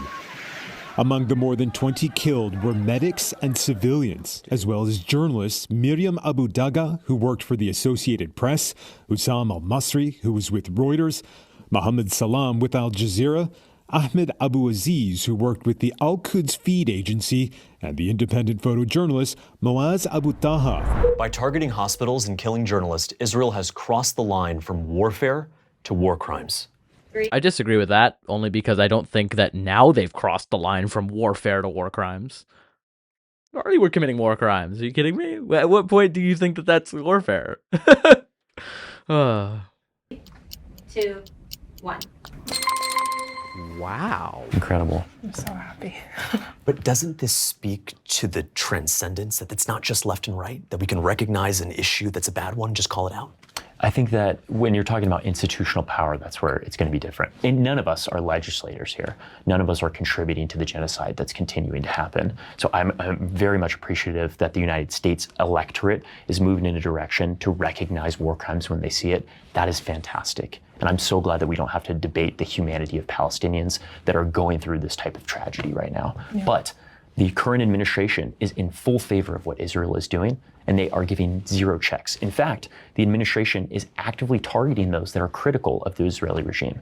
So that I hope that you would consider, even though you might respect some of the issues of the Trump administration, that is a violation of our freedom of speech, and that is an explicit overreach of the government for what people can hold as far as criticisms of a different country's regime. Sure. So it's obviously a war crime, and we all agree on that. But just to bring some polarity here, just because otherwise it's not going to be a very interesting conversation, the whole war was started on a war crime, and that was October 7th. No. So can we agree on that? No. So you don't think October 7th was a war crime? I think October 7th is an inflection point in the ongoing conflict. I wouldn't even call it a war because it's so one-sided, and it has been for over a century. How would you, for someone who, let's just say, didn't know anything about October 7th, 2023, how would you describe objectively what happened that day? Yeah, I think that October 7th, we saw civilians die. We saw people who, some weren't even Israeli citizens, going there for a music festival, people getting killed in very extreme and gory ways. That is not something that anybody can watch and feel a sense of justice for. That's something that is very clearly a disgusting thing that happened. I think that when we're looking outside of our emotional capacity as humans who have empathy, we can also understand why violence occurs. We can talk about that, right? I think that even for like German citizens in World War II, we would have some sort of empathy for those that were involved in the conflict that the United States had on them. Correct? Even if they disagree ideologically. Sure. Yeah, but we understand that violence is happening in a particular way because of certain actions done by different people that are external of just the individual actions made by those people. So what would that context be? Can I actually, just to stay on the topic of war crime, I'm not talking about the causality and whether October 7th was initiated by Hamas or it was in response to Israeli oppression. I'm just saying, categorically, it's a war crime because they targeted innocents. That wasn't your initial question. You said, did this start by October 7th? It is a war crime. Okay, cool. We agree on that then. Cool. Yeah. Well, I think that's something important to know about what happened here. It's just like the targeting of journalists that we've seen. This is just, again, indicative of the fact that this is not any kind of like two-sided, conflict. Instead, this is one side who is controlling the narrative and just inflicting a lot of pain on a community in ways that are detrimental and need to stop. Like, I think that there shouldn't be some point where we're hoping for it to get so bad. We've been there for a long time. And I think that now when we're seeing like journalists, people who cover things, people who want to be independent and give us the facts are being targeted is important. And it's also a tactic of destroying kind of our ability to perceive information impartially that we've also seen go on in America. It's something that I'm very scared of in all ways, but specifically here it's super important because people are dying in our faces, and I think it's important. James, do you have nuance in having very strong support of the Trump administration while also recognizing that the Israeli regime is committing war crimes? So what I would say about this, and it's really troubling because I think about the issue that this idea of anti-Semitism, right? Obviously, when you get kids who are being jumped on a campus for being Jewish, that's wrong. But to sit there and criticize the Israeli government with substance and say, look, what happened to this hospital, what happened here, that's wrong. That's not anti-Semitic. We have free speech in this country, right? And so it's the same free speech that allowed Dr. King to step out and say things that were deeply unpopular in the early 1960s, but protected his right to say it. And it protects rights on the left and the right to say things and to be critical of the Israeli government. The truth is, nobody would bat an eye if any of us were critical of the Russian government or the Ukrainian government or the Colombian government or the Mexican government or the Venezuelan government. But why is it that when we're critical of the Israeli government, it seems that there's a fourth branch that comes out and wants to undermine that and label it and almost criminalize it, right? Not even offer an opinion that can be refuted. And that's what really bothers me as a free speech absolutist. So when Trump says that certain states that are deemed free speech absolutism, no, it doesn't exist. I don't know, threats to people's lives, or you believe that? Incitement to violence, defamation, slander? No, like what? You can be a strong advocate of free speech and realize that the idea of a free speech absolutism doesn't exist. It doesn't exist at all. Okay, very strong free speech, but no. Someone should not be able to get on a public platform and like call you a pedophile with absolutely no bearing, with the intent to destroy your life and then send your followers after you. If that's not protected speech. Okay, there are many examples of it. You can't call for people to go kill someone. Okay, like I don't know. It's a stupid absolutism. No, you don't believe in that. Absolutely. Of Israel won't receive federal aid. Does that disappoint you? It disappointed me to see that announcement. I was grateful to see that the DHS, and by the way, I think we can be pretty honest here. President Trump didn't write that memo. This came from some junior official in DHS when the president was Hold on. How are we always obfuscating responsibility away from Trump? Oh, we're just some low-level official in his administration. Okay, the buck stops at him. That's his administration. He could have came out the next day and said, yep, nope, we're rescinding that, we're redacting that. But of course he didn't, because he doesn't give a shit. Asked about it, it quickly got rescinded. I know the president to be someone who supports free speech, who supports your right to say things. We just saw this the other day when he said that it's not just anti-Semitism, there's anti-Christian bias. We saw actually anti-Muslim bias in the early 2000s after the 9/11 attacks. Still have that. Arab American families being rounded up and questioned by the FBI was not okay after 9/11. And so I think this idea of taking everything that happens from the Trump administration and trying to blame it on President Trump as if everything crosses his desk and he personally signs it, when he was made aware of this, it got rescinded within 24 hours. I think he should say that to the American people. I think he should as well. I think he should as well. I think his direct words are so impactful on this issue, where he tells Bibi, we will give you whatever you need to get the job done. That's explicit language. When he says Israel doesn't know what the they're doing, and a week later he's pulling out the chair of the facilitator of these war crimes. It's very clear that Donald Trump. No, but who was sitting there? That was Bibi. It was Bibi. Yeah. He's pulling out the chair for Bibi. I guess, but look, at the end of the day, we're going to be happy if this war is over, and we're going to be happy if the president. I think we would all want to give President Trump credit if we can actually get a real peace in the region here. Yeah, I would agree. I mean, I want there to be a stop of conflict in the region. Everything that Donald Trump has shown us thus far is indicative that that will not happen, or the solution will be full Israeli control of both regions that currently. He wants to put up high rises. He sees it as a business venture to prop up his real estate. Have Palestinian people in it. And when he's talking about building big resorts and he's posting AI videos of casinos on Gaza while people are actively living in rubble, that is absolutely disgusting. And I think that we can all acknowledge that. What would you like to see happen? Like, what do you think a constructive solution to end the war, create long-term peace? I'm glad you asked that. That'll probably be a point of contention. We can get away from the kumbaya of the green lights right now. But I think that we need a full state that recognizes people's human rights. I think that you need full equal rights. So for me, when people ask that explicitly, I think that a one state, you could call it Israel, you could call it Palestine, you could call it Hebrew Palestine, whatever it is that you'd like to do, you need to recognize people's individuality and respect their equal rights. And that doesn't mean that you allow lawlessness or chaos. And if there is conflict, you address that as it comes. But that doesn't mean that we can have an entity that's backed by the largest military in the world and 2 colonies that are under subjugation where their food is controlled, their ports are controlled, and they're living in an open-air prison. From this point forward, what I'd like to see Israel do is sketch out a plan for, hey, what's a better future for the Palestinian people that makes it so that they would never even want to choose Hamas again. And I think to your point, when a nation is under the control of another nation, their maritime access is constricted, their airtime access is constricted, yeah, inevitably there's going to be a counter response, and that's what Hamas did. But from this point forward, if I were Israel, I wouldn't be comfortable with Hamas having control of the region. So I would say something more like, hey, we need to actually have the other Arab nations in the region administrate that area while we do some sort of large-scale reconstruction project in the area.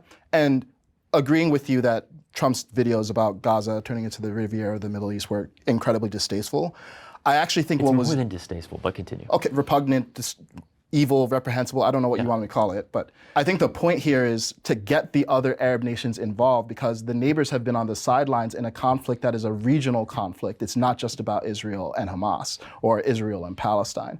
So actually after what happened when Trump proposed that the US take over that region is they actually came together, the Arab nations, and they proposed a plan for, I think it was $50 billion to take over and rebuild Gaza with the Palestinian people there, which I actually think is a much more sustainable long-term solution. Because if I'm Israel and I just got attacked by Hamas, I'm like, sorry, I'm not ready to give these people over statehood. Maybe in the long term, but they need to prove that, and they haven't proven that. In fact, they've actively disproven that they can do that. Here's the problem, though, he's conflating Hamas with the Palestinian people. No, they've proven that they can't be trusted with freedom because of the actions of Hamas. That's this collective punishment and collective guilt that you're wrapping up in all this, and that's I mean, it's just part of it. That's part of the, propaganda that wants you to think of Palestinians and Hamas as one and the same, when they're very much not. They elected Hamas, and then Hamas did this. No, they didn't. They did not elect them. But can we fucking dispel with this lie? Hold on. No. Okay, the last election that was held was in 2006. I've run these numbers before. Okay, currently right now, there's a very high birth rate. About 50% of the population is under the age of 18, meaning they were not eligible to vote. Let's completely wipe out 50% of the population. Then if you go back to the amount of people that were born and were eligible to vote at the age of 18 in 2006, that is a very generous estimate, would be 10% of the population. So 10% of the population currently in Gaza voted for Hamas in the last election in 2006. So you're punishing all of them and saying they're all responsible because the actions of maybe 10% of the population, probably less. That's how ridiculous this notion is, that the Palestinian people elected Hamas, so it's really representative of what they want. Like, no, it's idiotic.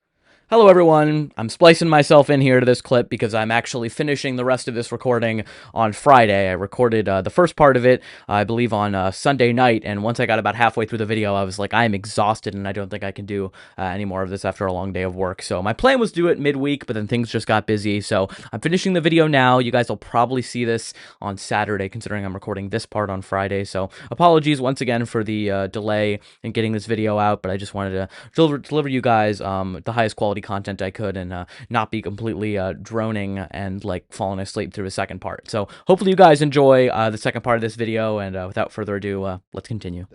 I really like this setup better than... It's so much more productive. It's great. Like, can I just I like the middle ground a lot. Can I do these? Like, I like Of course they're going to include that. You decided you're definitely going to send National Guard troops to Chicago? Well, we're going in. I didn't say when. We're going in. When you lose, look, I have an obligation. This isn't a political thing. I have an obligation. When we lose, when 20 people are killed over the last 2.5 weeks, and 75 are shot with bullets. So let me tell you a little story about a place called D.C., District of Columbia, right here where we are. He's trying to prove to us he knows what D.C. It's now a stands safe for. zone. We have no crime. It's in such great shape. You can go and actually walk with your children, your wife, your husband. You can walk right down the middle of the street. You're not going to be shot, Peter. You're safe. Trump's federal takeover of local police in cities like D.C., Chicago, and Baltimore is a necessary intervention to combat crime. 3, 2 and 2. Two, Split 2 and 2. Let's 1. see. What's green and red together? Blue? Purple? No. What color is that? I don't know. That's what I would pick if I could, but I can't. And the reason why is because these are actually 3 different areas with different legal requirements. So DC actually is a district, it's not a city. And technically the government actually, or federal government can actually federalize it for 30 days. And they invoke the Home Rule Act. And in that case, I think Trump had the legal authority and the ethical requirement to do that. Chicago, he can't actually do this. We have something called posse comitatus. He can't just send the National Guard into a city without the governor's approval. So I want him to follow the law here.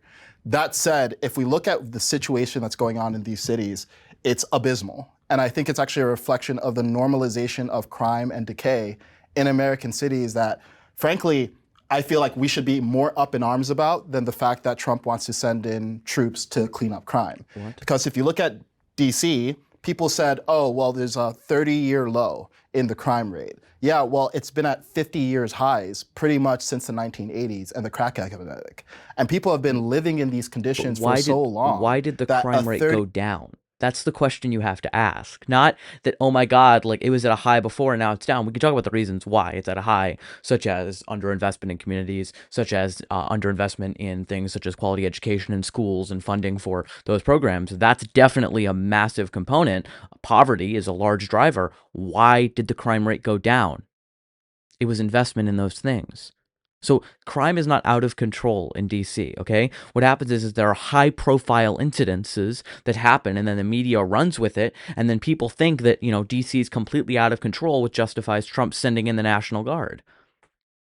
That's what's going on here. So there are ways to combat crime. Completely federalizing a city and putting like cops on every street is not a long-term solution to a problem that is much bigger than just we need to send in troops. Police aren't going to solve crime, okay?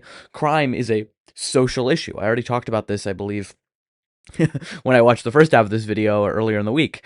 You know, this is a social issue. Crime is indicative of social decay, indicative of social needs that are not being met. Meet those needs. Don't just send more people with weapons into these cities to punish these people. Year low sounds good, but in reality, it's still a terrible situation.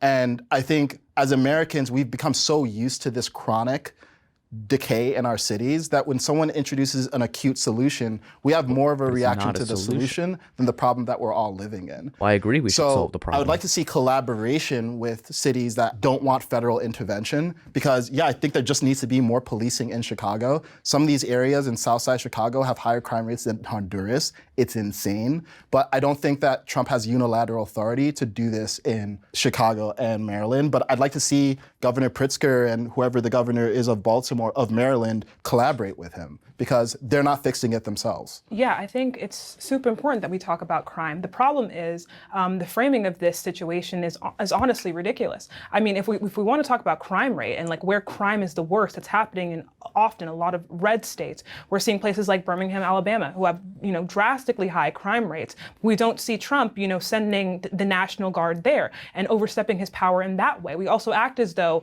you know, bring the National Guard on U.S. citizens is the right way to combat crime, as if we don't know what the causes of crime are, which are poverty and desperation and things of that sort, which again should be operated at the governing level. But even still, I do believe that there are things that we need to do to fix the way that we absolve crime and we fix crime. But bringing in more force, which seems to be, if we look at all the prompts we've talked about today, force is the way that Trump seems to try to solve every single problem. And that's not the case. Long-term, experts are very concerned with Trump's, you know, militant response to crime, because crime doesn't go away with more eyes and more a dictatorship approach. Instead, it's, you know, working with these communities from the ground up, figuring out again how we can, you know, control for these causes, which again are almost always going to be poverty, something that Trump has not used his administration to try to help in many ways. Most prices of like electricity are going up. He's cut SNAP benefits. We're seeing Trump employ more military force, dumping more money into the military and less money in building up our country from the ground up. And I think that's the problem. So, yeah, I want to comment on that. Greatly said by Zena. I think another way to think about this, and something that I often think about, is what Trump is doing, and this is the same with the border wall, okay? It's applying a technical solution to an adaptive problem. So adaptive problems require adaptive solutions. Adaptive meaning there are many different causes and variables that are in play. What are the causes of crime? Well, it's not just one thing. It could be poverty. It could be homelessness. It could be, I think poverty is a general umbrella term, but it's a lot of different things. Lack of education, lack of healthcare, lack of a lot of different things that lead people to commit crime because they don't have the resources in order to do so. Mental illness is a part of it too, not being able to be treated for said mental illness. There's so many factors. Mass incarceration, like the list goes on and on. This is a very adaptive problem. Same thing with immigration. Why are people, fleeing to this country? Well, instability in Central American countries that are often caused by U.S. intervention or Trump cutting foreign aid to these countries, or allowing guns and a lot of American weaponry to flow into those countries because of lax gun laws, which makes it less safe, which leads to people fleeing to the border, which causes the crisis. Now, these are adaptive problems. There are a lot of different factors and interplaying variables that are causing this.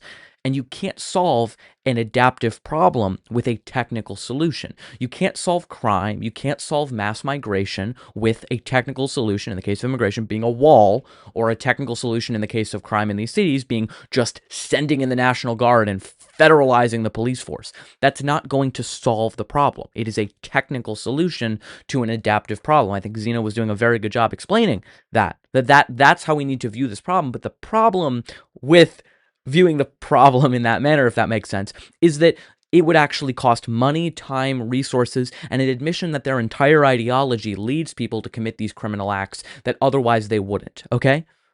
If you want to solve crime, solve poverty, but in order to do so, you'd actually have to spend money and invest that in these cities on these groups, when it's so much easier to just blame criminals for their own criminal activities, say there's nothing, everyone operates in a vacuum. If people commit crime, it's of their own doing, and it's not a failure of the system.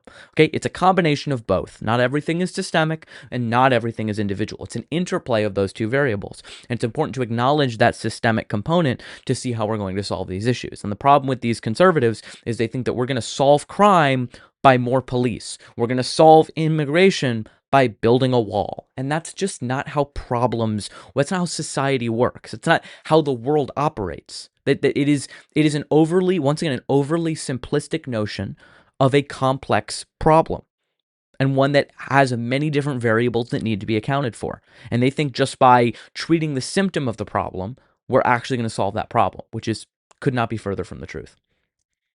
To the military, and less money in building up our country from the ground up. And I think that's the problem. So I agree with a lot of what you said, but I think we're falling into a false dichotomy here, because I agree he does need to be working with the communities. A lot of this can't be solved at the federal level. He can't just use force, but force solves part of the problem. It's similar to when we were talking about the Venezuelan narco-terrorists bringing fentanyl to the country.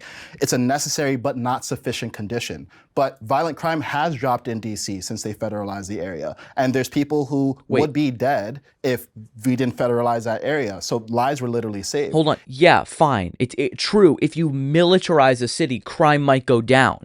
But there's always a trade-off between how much force are we going to use here in order to solve this problem. Okay? I can guarantee you right now that speeding in cars would, like the people getting pulled over for speeding, would drastically decrease if the punishment for speeding was getting your hands chopped off. Guarantee it. Should we do that? Fuck no. Absolutely not. So the case can be true that crime in the city has gone down for a temporary period of time when we have a massive number of National Guardsmen on every single corner. Like, yeah, crime might go down, but that's not a long-term solution to the problem, and we shouldn't solve crime by militarizing all of our cities. It just doesn't work. We need longer-term solutions that do not include having military personnel on every single corner of this country. It's not going to work. We need to focus on the root causes of crime and then solve it from there. And we know what works. It happens all the time. Why do you think places that have more money have less crime? I fucking wonder why. This is not that complicated once you figure out that poverty is the root of a majority of crime. Okay? Like, once you do that, then we can actually solve the problem. But they're not interested in solving the problem. They're interested in blaming the people who are victims of the problem so that they play no role in solving it. Or they think they can just throw the military in there and it's going to solve the problem, which could not be further from the truth. Is it a long-term solution? No, it's not a long-term solution Correct. to have people walking around with ARs in the streets of all of our American cities. Absolutely. So we need to focus on the longer term. But then the criticism should be, hey, Trump, don't just make this political theater, go further. I think it would be We're extremely always telling him to disingenuous go to further. act as though this is a first move for Trump. Trump in this video just explained how DC is now a safe zone and he has fixed DC's, long-term problem with crime as if he has. He hasn't. This is one thing he's going to do, and he's going to move on and continue using military force to oppress different states and bring ICE to forcibly remove people from their places of work, from their homes, and now he's allowed to do that on the basis of skin color and how people speak. Even if our goal is safety and to make the places that are drastically unsafe in this country safer, it simply doesn't make sense that we have Birmingham, Alabama, and other cities like Memphis, et cetera, that have much higher crime rates than places like Chicago or DC that aren't being targeted. I think there's a reason for that. What's the reason for that? Oh yeah, probably because of the fact that I think Trump wants to target cities from which he doesn't like the governance, or he doesn't like the fact that maybe that they're blue, et cetera. So Birmingham and Memphis are both blue cities that are predominantly African American. They're very similar to DC. So yeah, but could it just be the fact that he's the states as well, the governing, the authority in that state is going to also be determining as well of whether he wants to go into that state. So he's looking at the entire local political apparatus to determine? No, I don't see that. As we sit here, the president is inclined, has shown this publicly, is inclined to now send federal agents and the National Guard into New Orleans, which is in a red state. It's a blue city in a red state. What I think the president is doing is he's looking at the crime stats per capita, saying that DC is at the top, worse than any country in South America or Central America, saying it is not okay that 20 to 30 people are getting shot every week in DC. Oh, and 90% of them are black. 90% of the victims are black. So I don't understand this. You've got folks in the Democrat Party who are saying in the morning that Donald Trump's a racist, doesn't care about black people, and then he cares about him too much by sending in the National Guard. How do we reconcile this? We now have a president who's standing up for black lives. Oh, I don't think he's standing up for, okay, you go ahead. Yeah, I think that we can all agree that what Trump is doing is a response to crime, right? Agreed. It's a direct response for crime that's happening. But it's important to talk about the difference between a response versus understanding what the cause is or what the remedy is. Because you can show a lot of force, like we've already said, that's not a long-term sustainable solution. I don't think that anyone's going to disagree here.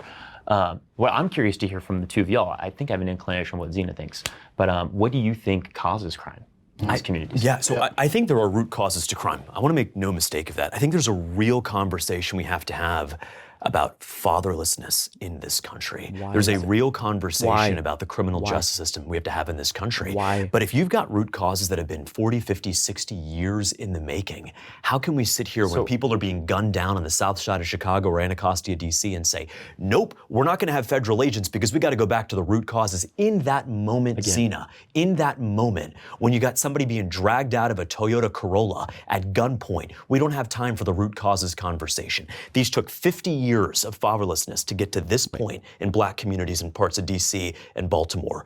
We're not ever going to address the overnight. root cause of fatherlessness? Or are we just going to pretend like fatherlessness just poofed out of nowhere? This is the part that's so annoying about these conservatives. They just stop asking questions when they get to an answer that's convenient for them. Oh, yep, it's definitely because black fathers just hate their children and just fuck off, and has nothing to do with mass incarceration or the war on drugs or the exploitation of black labor. Nope, definitely not. None of that. None of that at all. Nope, just randomly happen, out of nowhere. This is why it's such a joke. Conservatives have no solutions to the problems. They just conveniently stop along the chain of events, chain of causality back, when they can finally blame it on someone who they want to blame it on. We have to have a solution, and what President Trump has offered in DC, Chicago, Baltimore, New Orleans It's not a solution. is a real solution. But it's not a solution. To Zena's point, it's political theater. When you have the president that's tweeting, I can smell the deportations in the morning, we're going to go in, it's war in Chicago. Why is the president of the United States declaring war on its inhabitant states? That's not something that's showing, I want to address this issue. It's showing a physical force and a show of force that's intended to show people like J.B. Pritzker, who might have presidential ambitions, to show people like Wes Moore in Maryland, who also might have particular political ambitions. This is somebody who is known to be a showman. He's a reality TV star.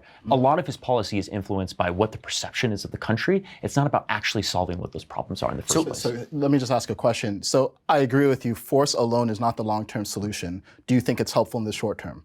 Well, I think a lot of this also plays into what's changing as far as the narrative of conservative pundits specifically. And I asked that initial question because I want to see what y'all's diagnosis is. Because in my mind, there's two possible solutions for why particularly lower income communities and those that are communities of color are committing most of the crime. It's either one, that poverty creates a cyclical violence. It creates harsh conditions in which most of these large urban populations are densely living populations. People are in constant proximity of each other, and the income inequality is skyrocketing to where people who have zero material conditions are looking at those that have immense amounts, and that can create feelings of that hostility, which is what that violence is in the first place.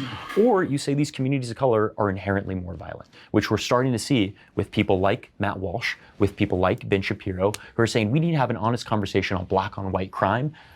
We should be telling our kids to be fearful if they're going into a community of mostly black people for their own lives, which I think is abhorrently racist and something that we've taken decades to move away from. And that regression is really terrifying for me to see, especially since these people have so much influence. Okay, so I want to, you didn't directly answer the question, but I also understand the view you have is that this is not just about the short term, it's about how sincere is Trump's effort, is this inflaming racial tensions, and I get that. Is it going to solve the problem? In the short term, forceful intervention decreases the levels of violent crime.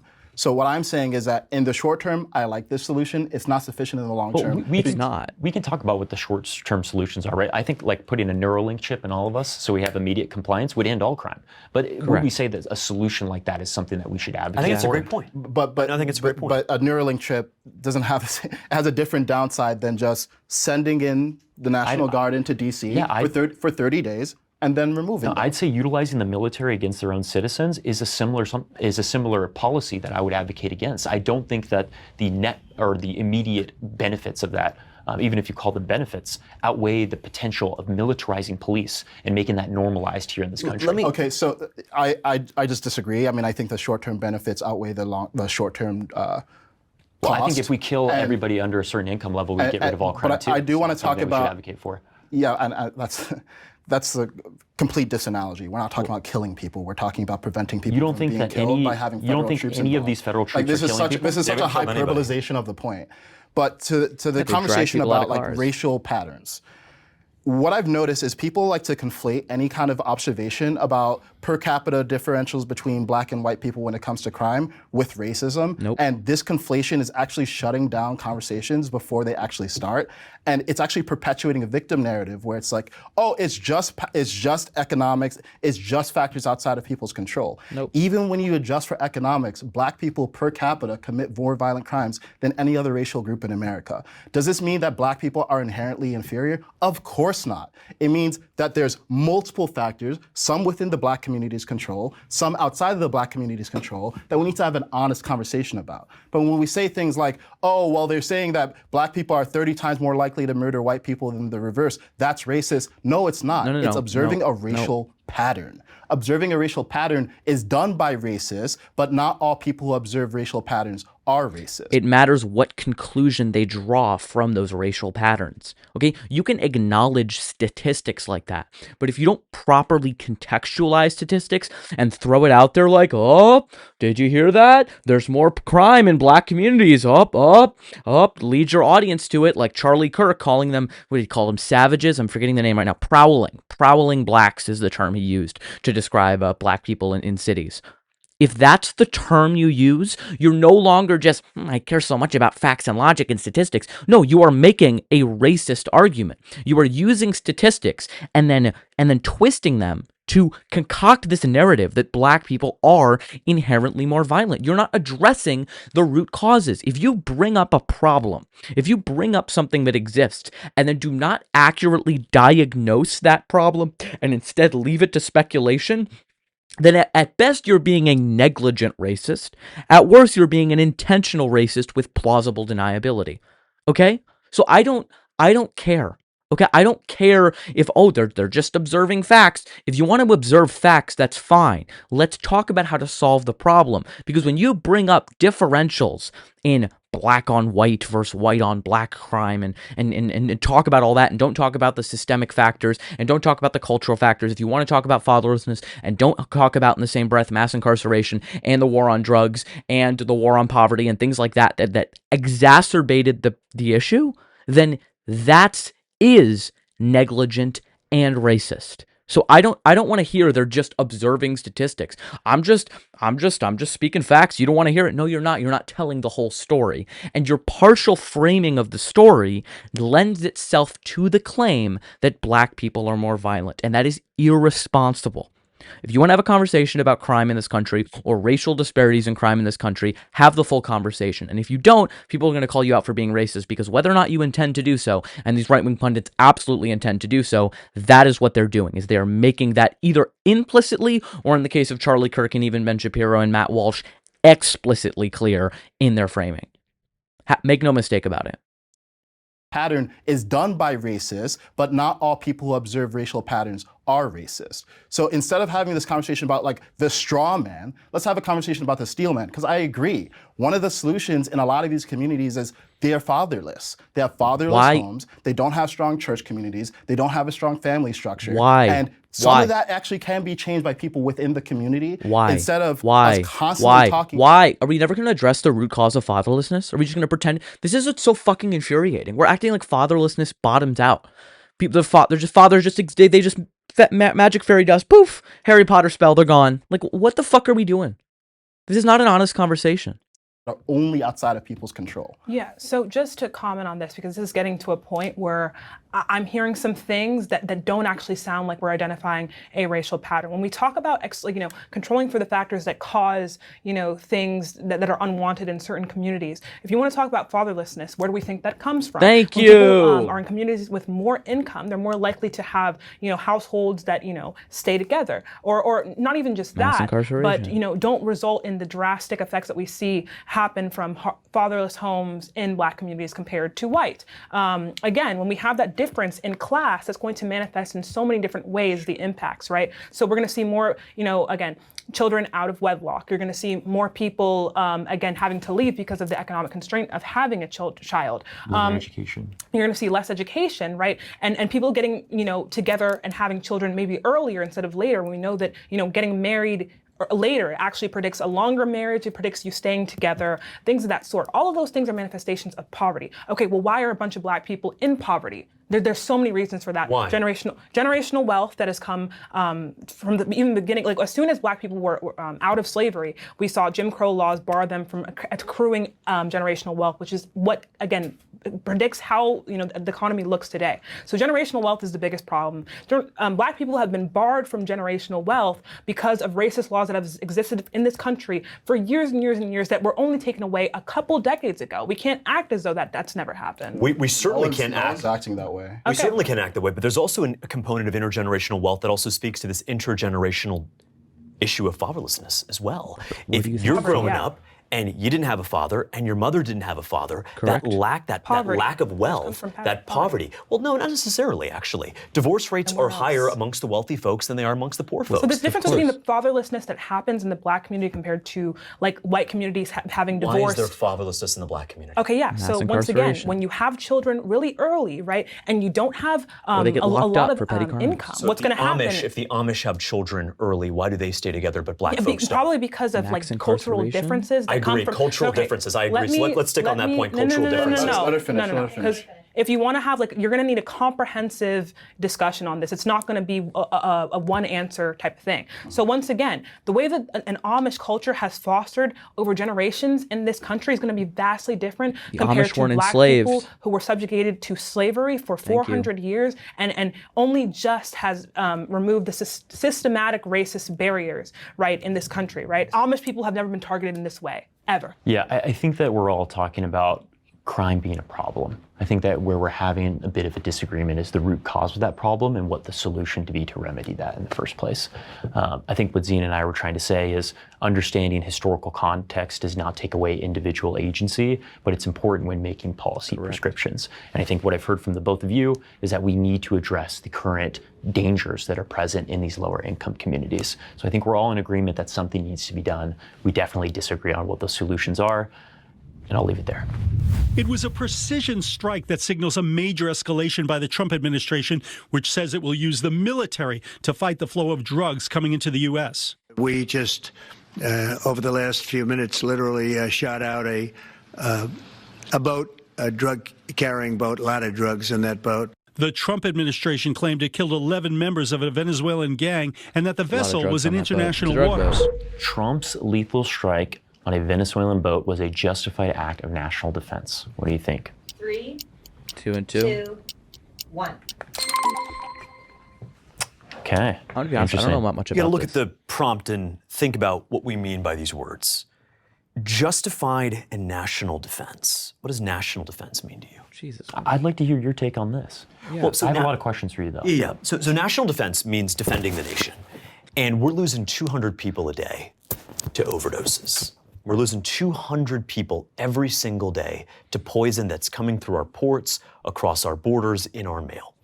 So when I think national defense, I'm not just thinking about the potential of a Chinese airstrike. I'm thinking about the real and present danger of 100,000 overdoses every single year. So where's the majority of that come from? 90% of the drugs that come into this country illegally come through ports of entry. They don't come smuggled across a drug boat. Okay? They come through ports of entry. If you want to solve that problem, crack down on the ports of entry. Okay? Don't build a wall to keep the drug people out. Don't shoot down the boats. Focus on the ports of entry and how those drugs are getting smuggled in that way. That's the cause of the problem here. It's not that people are coming over on boats. It's not nuking a raft carrying migrants, okay? Like, I'm going to be honest, I didn't see that much about this story. Like, was it confirmed that these were literally just people smuggling drugs in?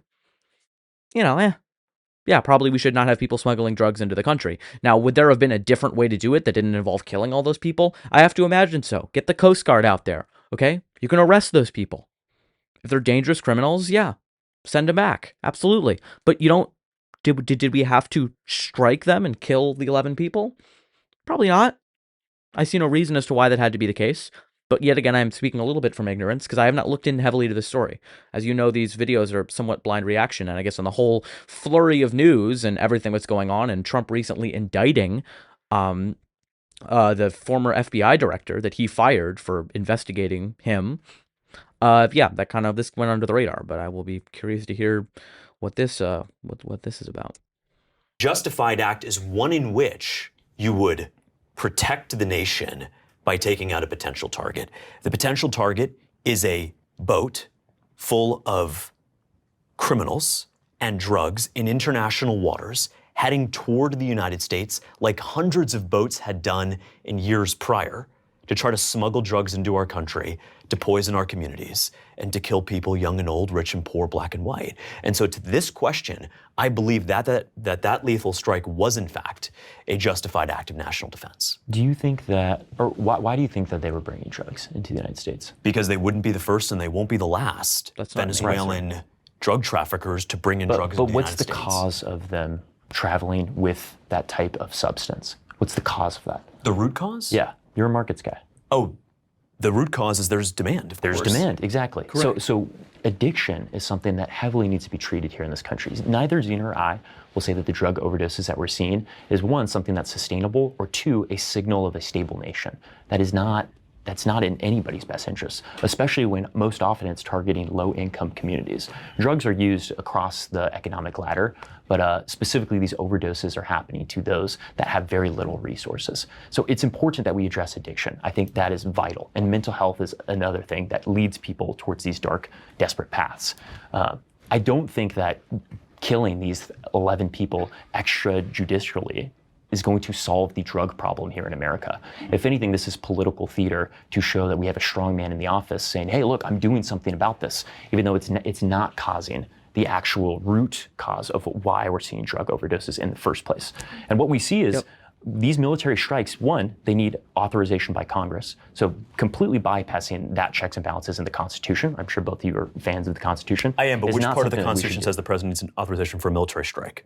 Well, the military strike, there's been some confusion after the AUMF, so I think 9/11's muddied the waters a bit. But if we want to go through proper channels, you need congressional approval to do a military strike like that. You need congressional approval for a war. You don't need congressional approval for a singular act of national defense. I mean, if the Chinese were about to nuke us, we wouldn't need to run to Congress. Do you think that nuking and 11 people bringing drugs is exactly comparable? Well, legally speaking, you're making the argument that it is, because you're saying we need permission for any sort of attack. You need to prove imminent threat. And that is imminent threat. No, it's Venezuelan not. gangbangers bringing poison into our country. That's not an imminent threat. Well, just to your point, I just want to correct one thing you said. I'm not saying it's not dangerous. I'm not saying that those drugs are not causing harm to people, but you need to prove that there is an exact attack on American people. Them bringing drugs is not that. We have law enforcement, we have legal channels to take care of these things. It does not be through the authorization of the United States. Well, and sadly, there's a reason why we have the Coast Guard. There's a reason why we have the DEA. Correct. It's not just President Trump pressing a button. But I actually agree with you with what you said, and I think you meant it to be not a positive, but I actually agree with you what you said, that this is President Trump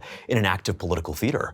I actually agree with that. And the reason why is this is what we call shock and awe deterrence. Can you imagine any Venezuelan drug trafficker or a Guatemalan drug trafficker wanting to bring stuff into the United States now? That there's an F-35 20,000 feet above them they can't even see? This is a beautiful deterrent to protect young lives. And I'll leave just terrible. No, I'm gonna stop this right here. This is cruel and unusual punishment in violation of the 8th Amendment, which applies to everyone, not just U.S. citizens, okay? Even if you're arrested and you're not a citizen.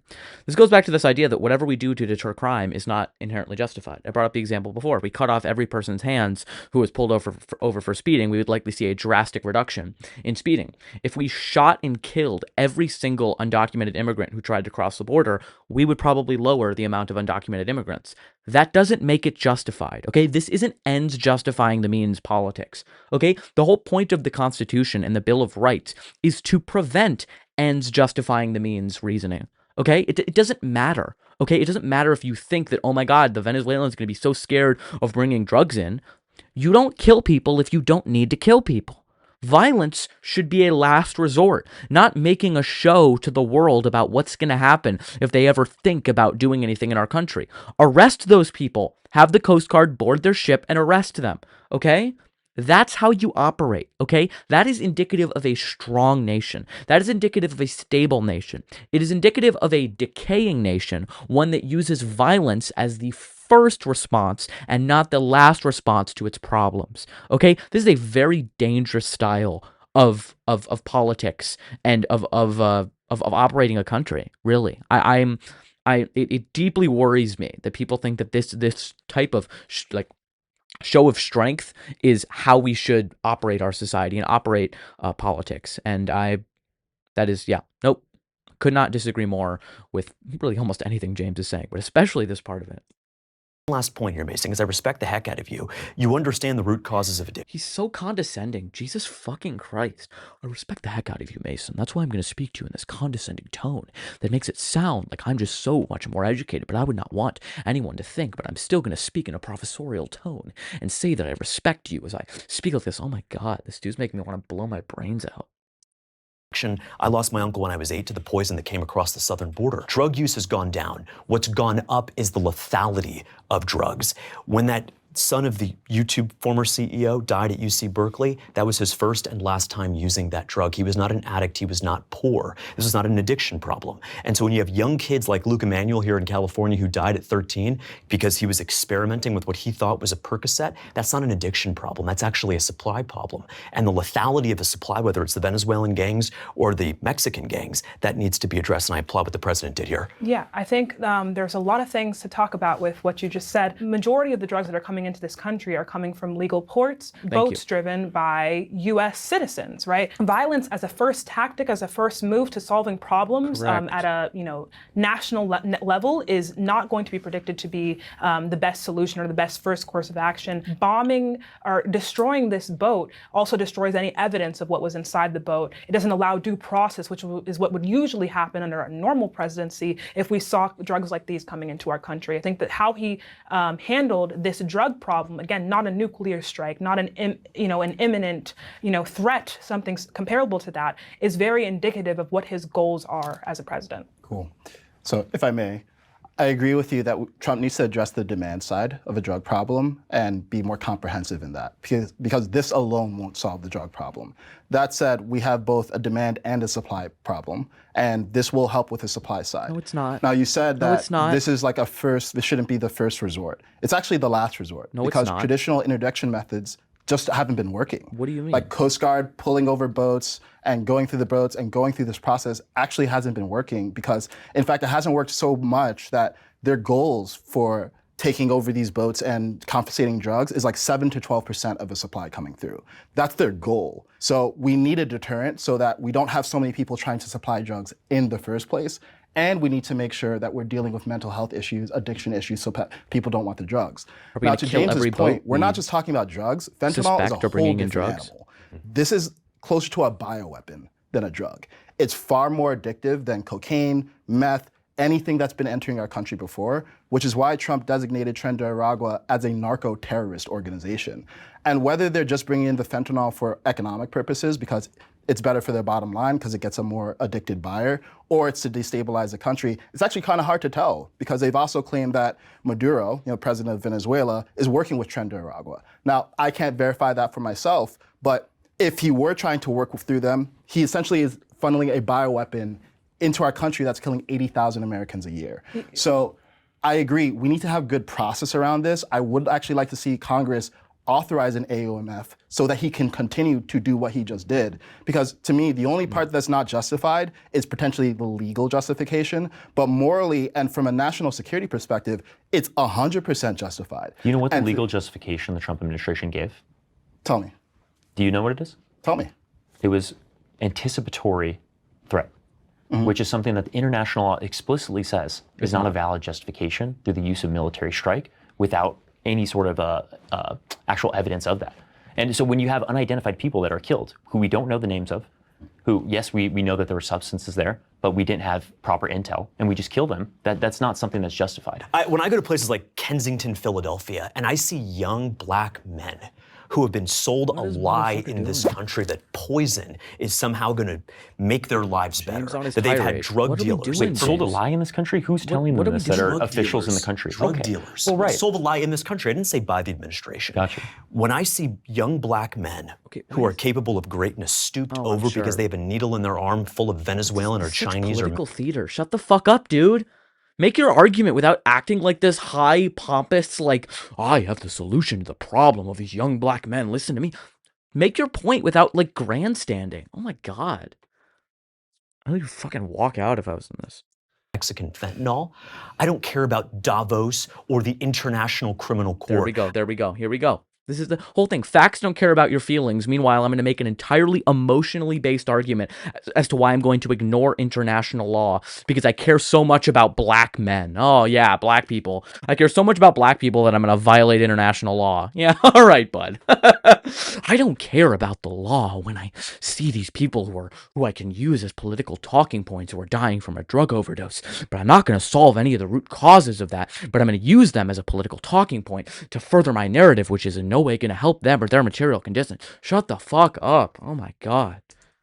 I care about protecting those lives in America. You don't so give to a that shit. Particular prompt, with all due respect, President Trump was right once again. I think if you care about, black people and the drug problem that is, often seen in black communities, you would love to read about the war on drugs. I think you would also love to read about the fact that poverty is going to predict, engaging in more substances that are harmful. In impoverished communities, we see drugs funneled into those communities more often. That sucks. And to your point, you're right. A lot of our tactics to, get drugs out of this country don't work because 90% of the drugs that are, coming into this country are not, people who are Mexican. They're U.S. citizens, in these boats driving that doesn't make it any better. No. Hold on. Let me finish talking. Because we're making. Would we nuke the boats or would we not nuke? Would we strike the boats if it was U.S. citizens?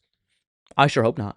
I sure hope we don't do it for anyone. But U.S. citizens who are entitled to due process instead of being extrajudicially killed, if you don't think it's justified to be done to U.S. citizens, then it's not justified to be done to non-citizens, okay? Because non-citizens are also entitled to due process.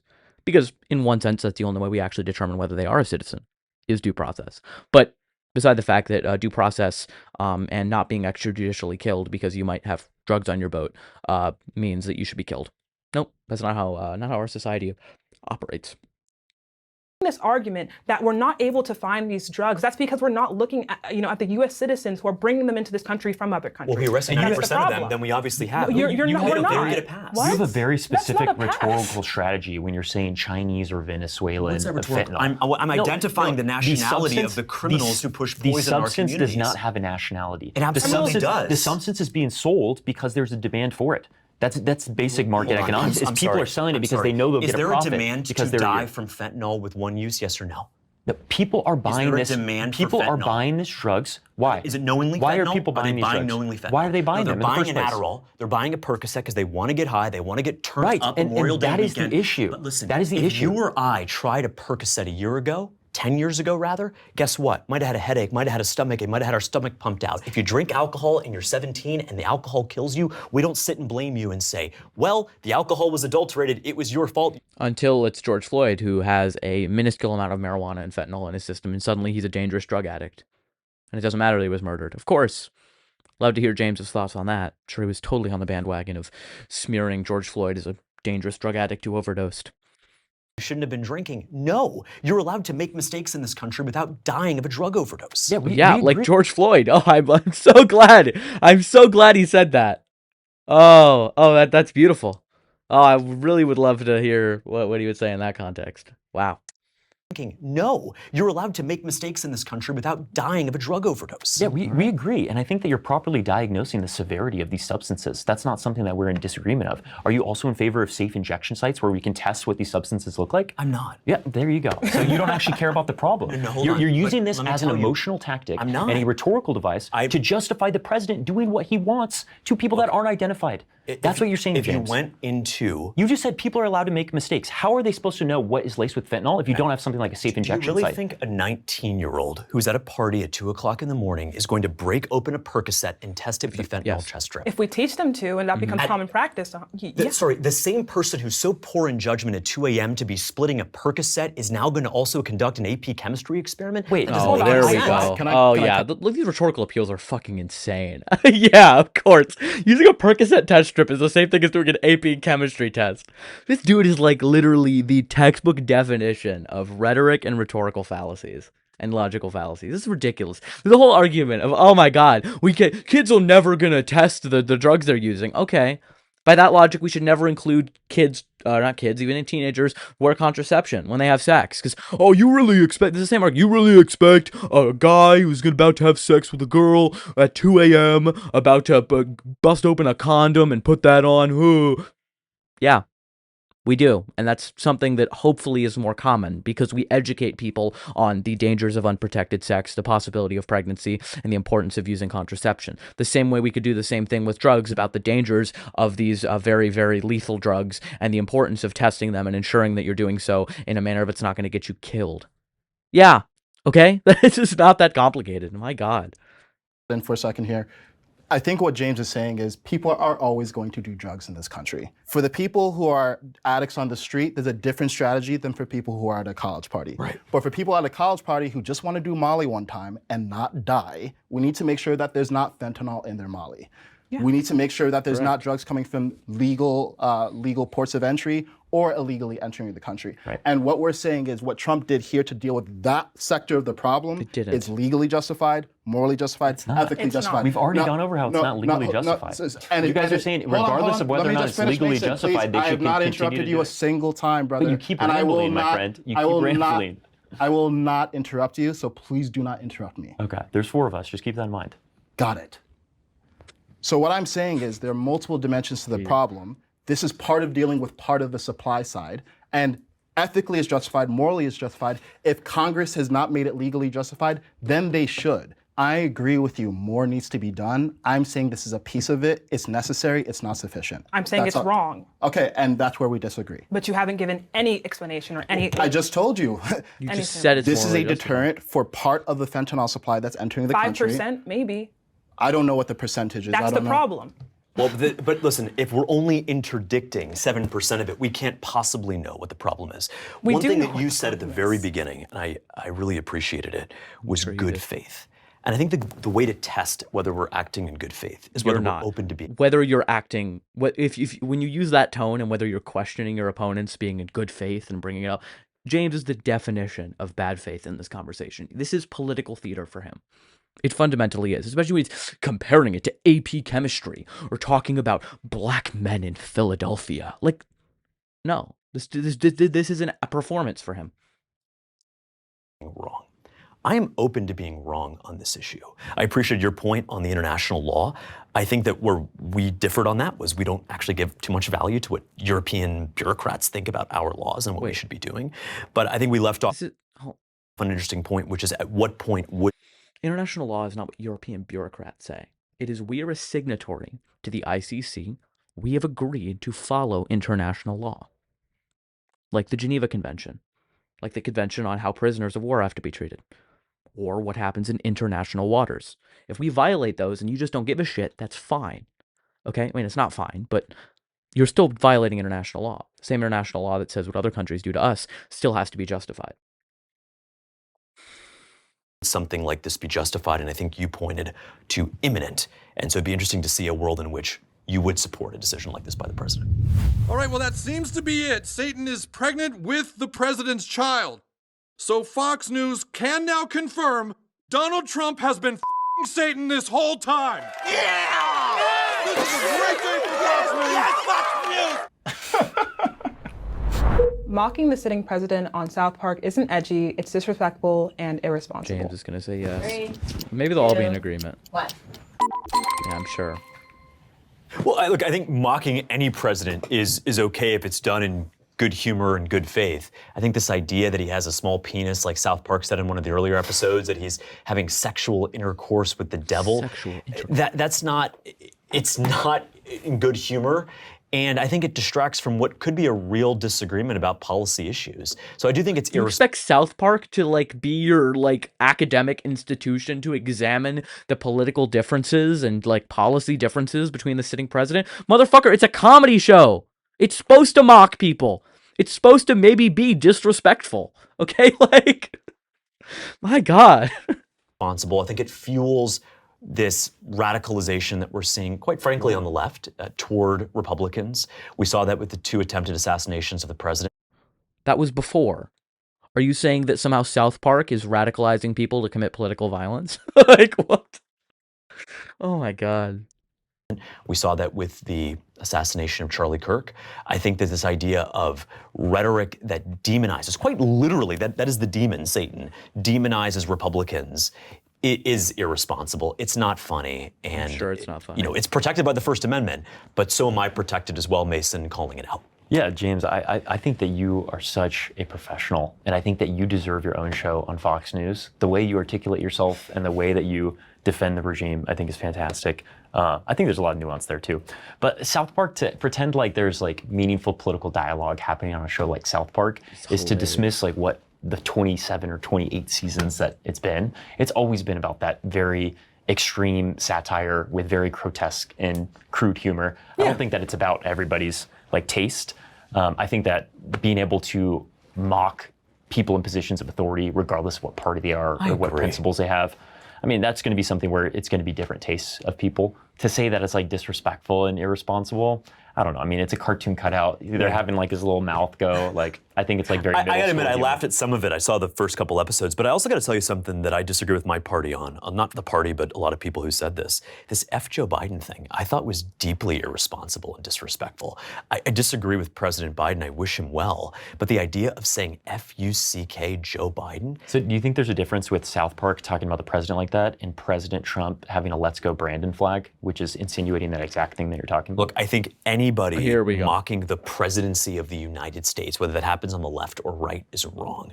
It's okay to make good jokes, and we've seen these, whether it's SNL or Mad TV when I was growing up as a kid. Those were a lot of fun stuff about the Iraq War and all the jokes there. But the idea that you would demonize the president, again, protected by the First Amendment, but I am also protected in disagreeing with it, that he is in bed with Satan, is in many ways just a rationalization of what Democratic politicians have been laundering for years now. He didn't condemn Trump. Do you see that? So you disagree with Trump flying a "Let's Go Brandon" flag, right? Right? Oh, let me go on this long tirade about how like I'm actually really against this in general. It's protected by the First Amendment. Like, people are so sleazy. They realize they're walking on fucking eggshells. He can't just sit there and say it.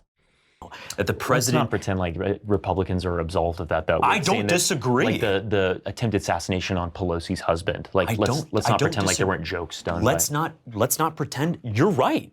You're right. And so I think mocking anybody to that degree, let's mock them on their policies. Let's mock them on the fact that they defunded the police in 2020. Let's mock them on the fact that they can't agree that there's two sexes in the world. Let's not mock them on this idea that they're in bed with Satan, whether that's a Republican or a Democrat. It wouldn't be any different. I would be just as offended by this if they were saying that President Obama was in bed with a man. Is it edgy? Obviously it's edgy. Is it disrespectful? Obviously it's disrespectful. I don't think comedians have a responsibility to be respectful. To be respectful is to hold someone in high regard. I think the point of a jester is it's the one role where you expect them to be disrespectful. And I think having not just permissible comedy, but a culture of we want comedians to take risks and say things that maybe we're all gonna really dislike is actually really important. And I think there was actually an anti-comedy culture that was perpetuated by, I think, the left over the last 5 years that is fortunately falling away. And I think now we've sort of opened up the Overton window and we can actually do these things. That said, I think what it's reflecting to me is really troubling. I agree with you, James. It's a reflection of a culture that actually views the other side as evil. And my concern is not that South Park is contributing to this, because again, I think that the comedian is just the release valve for a culture. My bigger concern is that people resonate with this at all. And I think if we were in a healthier place as a country, it wouldn't even be about getting offended. People would just be like, this just kind of sucks. It's like just not funny. That's right. But the problem is people find it funny because they actually view Trump as evil. They actually view him as satanic. They actually view his supporters as satanic. I know that's a bit of a straw man. I know there's many people who don't view it that way and they just see it as a legitimate disagreement. But as we just saw, there was a political assassination today and many people actually view the opposite. And many more people than I'd like. Well, and last night in D.C., the president went out for the first time ever in D.C. and had dinner, and there were protesters calling him Hitler, calling him our modern day Hitler, shouting at him just feet away from his table. And so South Park isn't responsible for that, to your point, but South Park is a reflection of our politics that, okay, you disagree with Trump about this, that, or the other, fine, but don't demonize the guy. Don't put him in bed with, literally, with Satan. Yeah. Well, that's been done on... I mean, when you deport 4-year-old U.S. citizens with cancer, you know, I don't like calling people Hitler because I just think the comparison loses its meaning if we overuse it and people tune you out. But I'm just saying that you and Hitler aren't that different. Like, you know what I mean? Like, I don't, when you say that, like, oh my God, it's just like a nice little disagreement they're having. Meanwhile, you know, Trump is deporting people without due process, is like just completely disregarding the United States Constitution, going around all of the barriers that we have put in place, indicting his political opponents. Like, at what point do we just say, like, this is no longer a point of disagreement? Okay, call a spade a spade. That's the reality. For every administration, let's not pretend like it's a new part. It was not done for the Biden administration. It absolutely was. Nearly to this degree. If you're talking about satanic panic, it's going to be a particular side, my friend. And that's going to be conservatives that are talking about Joe Biden as eating children, as pedophiles. Oh, no, I'm talking about South Park specifically. Are you saying South Park did this? No. I'm talking about the broader cultural impact that James is talking about. I mean, you have Alex Jones and calling everyone satanic pedophile. It's not just Alex Jones as a small case. It's a large portion of the MAGA base in particular. Sure. And I don't think the large portion of the MAGA base would say that. I think it's unhealthy, period, irrespective of who's doing it to whom. But it's going to continue. And I would hope that we can do something to stop it, because I think it's actually killing us as a country. Let's separate calling Trump satanic, which I think is the joke, but the resonance with Trump being evil, I think that's a totally different story. And I think evil is a very interesting, loaded word. I don't think we're talking about like in a religious way, but Trump being someone who we would say is a bad person or perpetuating harm towards people negligently, a lot of people would resonate with that. I would resonate with that. And also as well, when we talk about politics, it's not really just about disagreements. Like, I think there are certain politics that maybe we can, take our emotions away from it. We can take character away from it. A lot of politics that we're seeing being perpetuated right now, absolutely not. What's happening with ICE and what's happening with the immigration, how it's being carried out, I think we can definitely, I cannot remove my emotions from that, especially as someone who has been in LA this summer. So I don't think it would be wrong for people to be feeling these ways and to be feeling anger. I think we're allowed to call Trump under scrutiny. I think we're allowed to not like him. I think we're allowed to call him a bad person, immoral. These are words we're allowed to use. A show like South Park, which is satirical, is going to represent it in a satirical, overt way. Obviously, Trump is not having a child with the devil, but does this represent the way that people are feeling anger about Trump and his immorality? For sure. Yeah, and I'm not disputing that. I'm saying I'm troubled by the reflection. If that's the face that's looking in the mirror, I'm troubled by what the face is, which is a face of, it just feels hateful. I mean, we all know what... And the hate, again, I see Trump it said on he the hates right his toward the political left, opponents. I see it on the left. Trump literally said he doesn't want the best for his opponents and he hates them. Shut the fuck up. I don't care what your thoughts are about hate when the leader of your party is saying that. I don't care. I don't want to hear it. Toward the right, and I just don't like People it. should feel hate. And by the way, I think I don't think hate is ever productive, actually. I think you can feel angry. Okay, maybe that's what I mean. I think angry about deportations. Yeah, I think anger and hate are very different things. I mean, anger, you could feel angry because you feel like something is just not in alignment with the truth, or there's a better way to do things. But hate, I mean, a lot of what I look at is, I think generally when people are justifying or celebrating political violence, which, by the way, as someone who lives in LA, I experience in my friend group, people celebrating Trump nearly getting killed and saying, I wish the bullet hit him. I heard that literally from people. I was like, oh, that's not just anger, that's hatred. That's actually evil. Yeah, I find this troubling trend. And I think, it's not just the left, like it's this extremism more generally, where people move from I disagree to I want that person shot and killed because I think they're evil and I think that's the best solution. And it's never the best solution.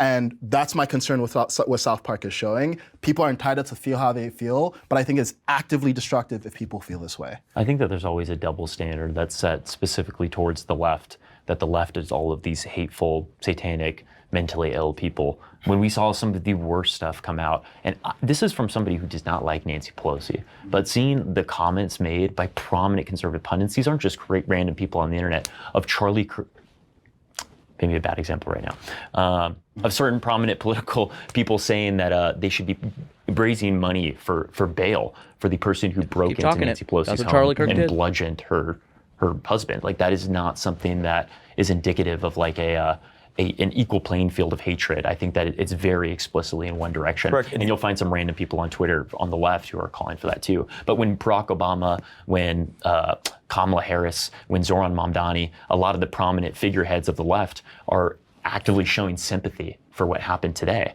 Like, I think that that's different when it comes to the leadership apparatus, not just the people that are the electorate. Just to be super clear, I'm just holding a standard of, I don't care who's doing it. I think it's disgusting when it's done to Paul Pelosi. I think it's disgusting when it's done to Charlie Kirk. I think it's disgusting when it's done to Trump. My point is that hatred is here, and we need to call it what it is when we see it. Okay. And we shouldn't be justifying it by saying, oh, well, the other side's more hateful. I don't care who's more hateful. I just want hatred to stop. It doesn't excuse it. It doesn't excuse it. I don't care if it's I think a way for us to think about it, because I think you bring up a great point, Mason, and we think we have to be honest about the Paul Pelosi thing and call it out as conservatives. That was unacceptable. That was completely unacceptable what happened. If you were just kind of create a backward-looking poll for a second. If you asked people, Democrats in the 1980s, do you hate Ronald Reagan? Hate. If you ask them, do you hate Ronald Reagan?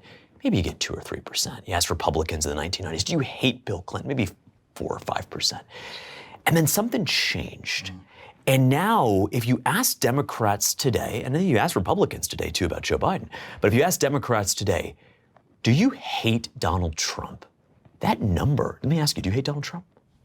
I think your guys' definition of hate is very different from a lot of people's definition of hate, especially coming from someone who, again, Gen Z, the way that we express our emotions is very different. I don't think— Right, but do you hate him? Well, let me finish talking first. I think that when someone says, like, they hate someone, they might mean, oh, I don't align with them whatsoever. I think that what they're doing is wrong and deplorable, whatever. I don't think hating someone means that you want them gone from this earth. People are definitely more visibly angry about certain presidencies, and I think that there's a valid reason for that. I don't think that every time that someone is like, gosh, I really don't like this, and I'm experiencing a lot of anger, that is misplaced or that is wrong. So that's where I'm going to get at here. Right. Okay, so I'll give you a definition of hatred, and let's see where we are.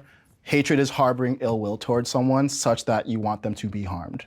Do you feel that way about Donald Trump? I think that perpetuating harm towards people is not ever necessarily my intention. No, I don't think that that's how I would go about using the word hate. I'm still contesting that, but regardless, I don't feel like I want certain people to be harmed with my anger with them or with my frustration with them. Great, and I'm glad to hear that, genuinely. I think there's a lot of the country who actually hates him by my definition. Sure. And that's my concern. And perhaps 1 out of 4 Democrats, just thinking about my own social circles, I got a lot of Democrat friends actually. If I asked they probably 1 out of 4 would say they actually hate Donald Trump. That definition is going to vary, let's be completely honest. There's not an objective definition to that. And there's a real toxicity to our politics today. And I got to tell you the truth, I'm grateful to Jubilee for bringing us together. We would not be at this table if it weren't for them even having these discussions. That's how we can mend the divide in this country. Do you think so, though? Like, I think that a lot of the entertainment being intertwined with politics has led to increased radicalization to where people are only consuming political content in some instances. And I think a lot of these people who have these feverish feelings of hatred towards either party is in most part because all they're consuming are echo chambers of the same thought. I agree. And I think a majority of the people watching this video will be like, I want to see Mason and Zena kill these guys, or I want to see, you know what I mean? Like, sure. I think that that's what it's going to be. But I still think it's important to have these conversations because you want to get these viewpoints heard, especially to those that don't have the same ideas that we do. But I think that the intertwinement of, like, again, I'm going for my comedy to watch Steven Crowder, where there's always going to be a political spin on it, or I'm watching Destiny own these MAGA people. Like, is that really helpful to our overall conversation? No, it's not. And those are obviously clipped up examples. But just they always say don't read the comments, right, Zena? But I always read the comments, and I'm crazy for that. But I read the comments of these Jubilee videos, and I've been honored to be a part of one before this. And I got to tell you, I see Republicans disagree with me. I see Democrats agree with me. I think when you break out of that echo chamber and you bring Republicans to an audience where they can hear you guys, and you bring Democrats to an audience where they otherwise are not going to seek out our stuff and our commentary and our thought leadership. That's a beautiful thing. I think one thing that we can do is invite debate into our own lives by just seeking out information that we otherwise might not be exposed to. I got to tell you, as much as I'm on Fox News, I don't actually watch it all that much. I tend to watch CNN. I tend to watch shows like Abby Phillip where they've got conservatives and Democrats debating, and I'm grateful to be here doing that with you guys. Yeah, I've been on quite a bit of Jubilee videos. My resume is getting bigger with this video in particular. So I'm not against going on. I think that it's important to be able to have these conversations and expose your viewpoints if you feel like you're somebody that's confident in what it is that you hold as a concrete worldview. I guess my broader criticism is that is becoming the only thing that people are consuming in some instances. And I think that technology has definitely radicalized that to where we're given information on the dot and you're able to access everything that's going on in the world in seconds. I don't think it's impossible to take that ability out of people's repertoire, but I do think that it's important to recognize that nuance and figure out how can we build community again. I'm really in favor of creating systems or third spaces where people are actually able to involve themselves in their broader community instead of just being terminally online, because I think that is really destroying people's ability to comprehend what's going on. And just really quickly, as someone who has also been on Jubilee, I really do want to illuminate kind of like the reason that I've come on is that like almost all of the feedback I have gotten is that I'm exposing people to new ideas that are helpful for them, that I'm exposing them to creators who look like them, and that I'm able to articulate things in a way that makes sense for people, knowing what I can say and what I can bring to the table that I hope to see in these conversations that I don't always see in these conversations. So I think that's important as we see social media being a huge vessel for us to consume political content. I want to do that the right way and bring my voice to any table where I know that I'm perpetuating more good than bad. Cool. So first of all, thank you guys. This was fun and productive, I thought. I think it's really healthy for people to see people with different worldviews come together and have a civil discussion, and I think this was civil the whole way. And look, America just needs to heal. I don't think any of us likes the situation that America's in right now. I think it's very emblematic that we're here on the day that Charlie Kirk got assassinated. And we're going in a scary direction, but I think having spaces like this for conversations like this are part of that healing, because unfortunately, I think the genie's out of the bottle and now everything is intertwined: culture, entertainment, politics. And the solution is us. The solution is not going to be to change the algorithms or politicians are going to change their ways. We have to change our ways because they're supplying our demand. So the demand needs to change. And I think what we did today hopefully even if some people wanted to watch you guys destroy us or us destroy you, and I don't see why anyone needs to destroy anyone, hopefully people just thought in a new way and maybe heard something that they hadn't heard before and actually ruminate on it. Thanks for having a good conversation. A lot of fun. It was great. A lot of fun. Yeah. All right. A lot of fun. Thanks for coming here, everyone. And Fox News, get James a show. I'm Yeah, telling this you. is your guy, for sure. Beautiful. Thanks, Tina. So nice to meet you guys. Well done. Thank you. Good job, man. Good job. That's wild. All right. Boom, that was like nice. Yeah. All right. Let's drag myself back up and chat about it. All right, so I guess we're back here, and thank you guys for tuning in. If you did, you'll definitely obviously noticed I put in the fact that I redid part of this video. Not redid, I continued part of this video later in the week. Just a lot of things came up, and I wanted to make sure that I had enough time to react to the second part of the video when I had time instead of rushing it out to you guys. But I don't know, I think those videos are helpful. I enjoy hearing different perspectives, and I think that less people kind of trying to talk over each other is a good thing. At the same time, though, I wish they would have had more fact checks. I wish that, they would have been able to expand upon a few more things. I think I don't really have too much to add, at least right now. Just, I look forward to hopefully being a part of those in the future, seeing the way different people think and the thoughts and how they express them. I think that is really important, and being able to understand opposing perspectives and bringing my perspective to that conversation. So I hope to continue to respond to these types of videos, as well as put my voice in the conversation, whether it be on Jubilee and with my content here. So if that's something that you guys enjoy, if you want to keep seeing content like that, I encourage you all to subscribe here on YouTube, as well as check out my Instagram and TikTok page, which will be linked in the description below. And yeah, follow me there for more types of content. Leave your thoughts in the comments below. Thank you so much for watching, and other than that, I look forward to seeing you guys in the next video and hearing your thoughts further. So take care.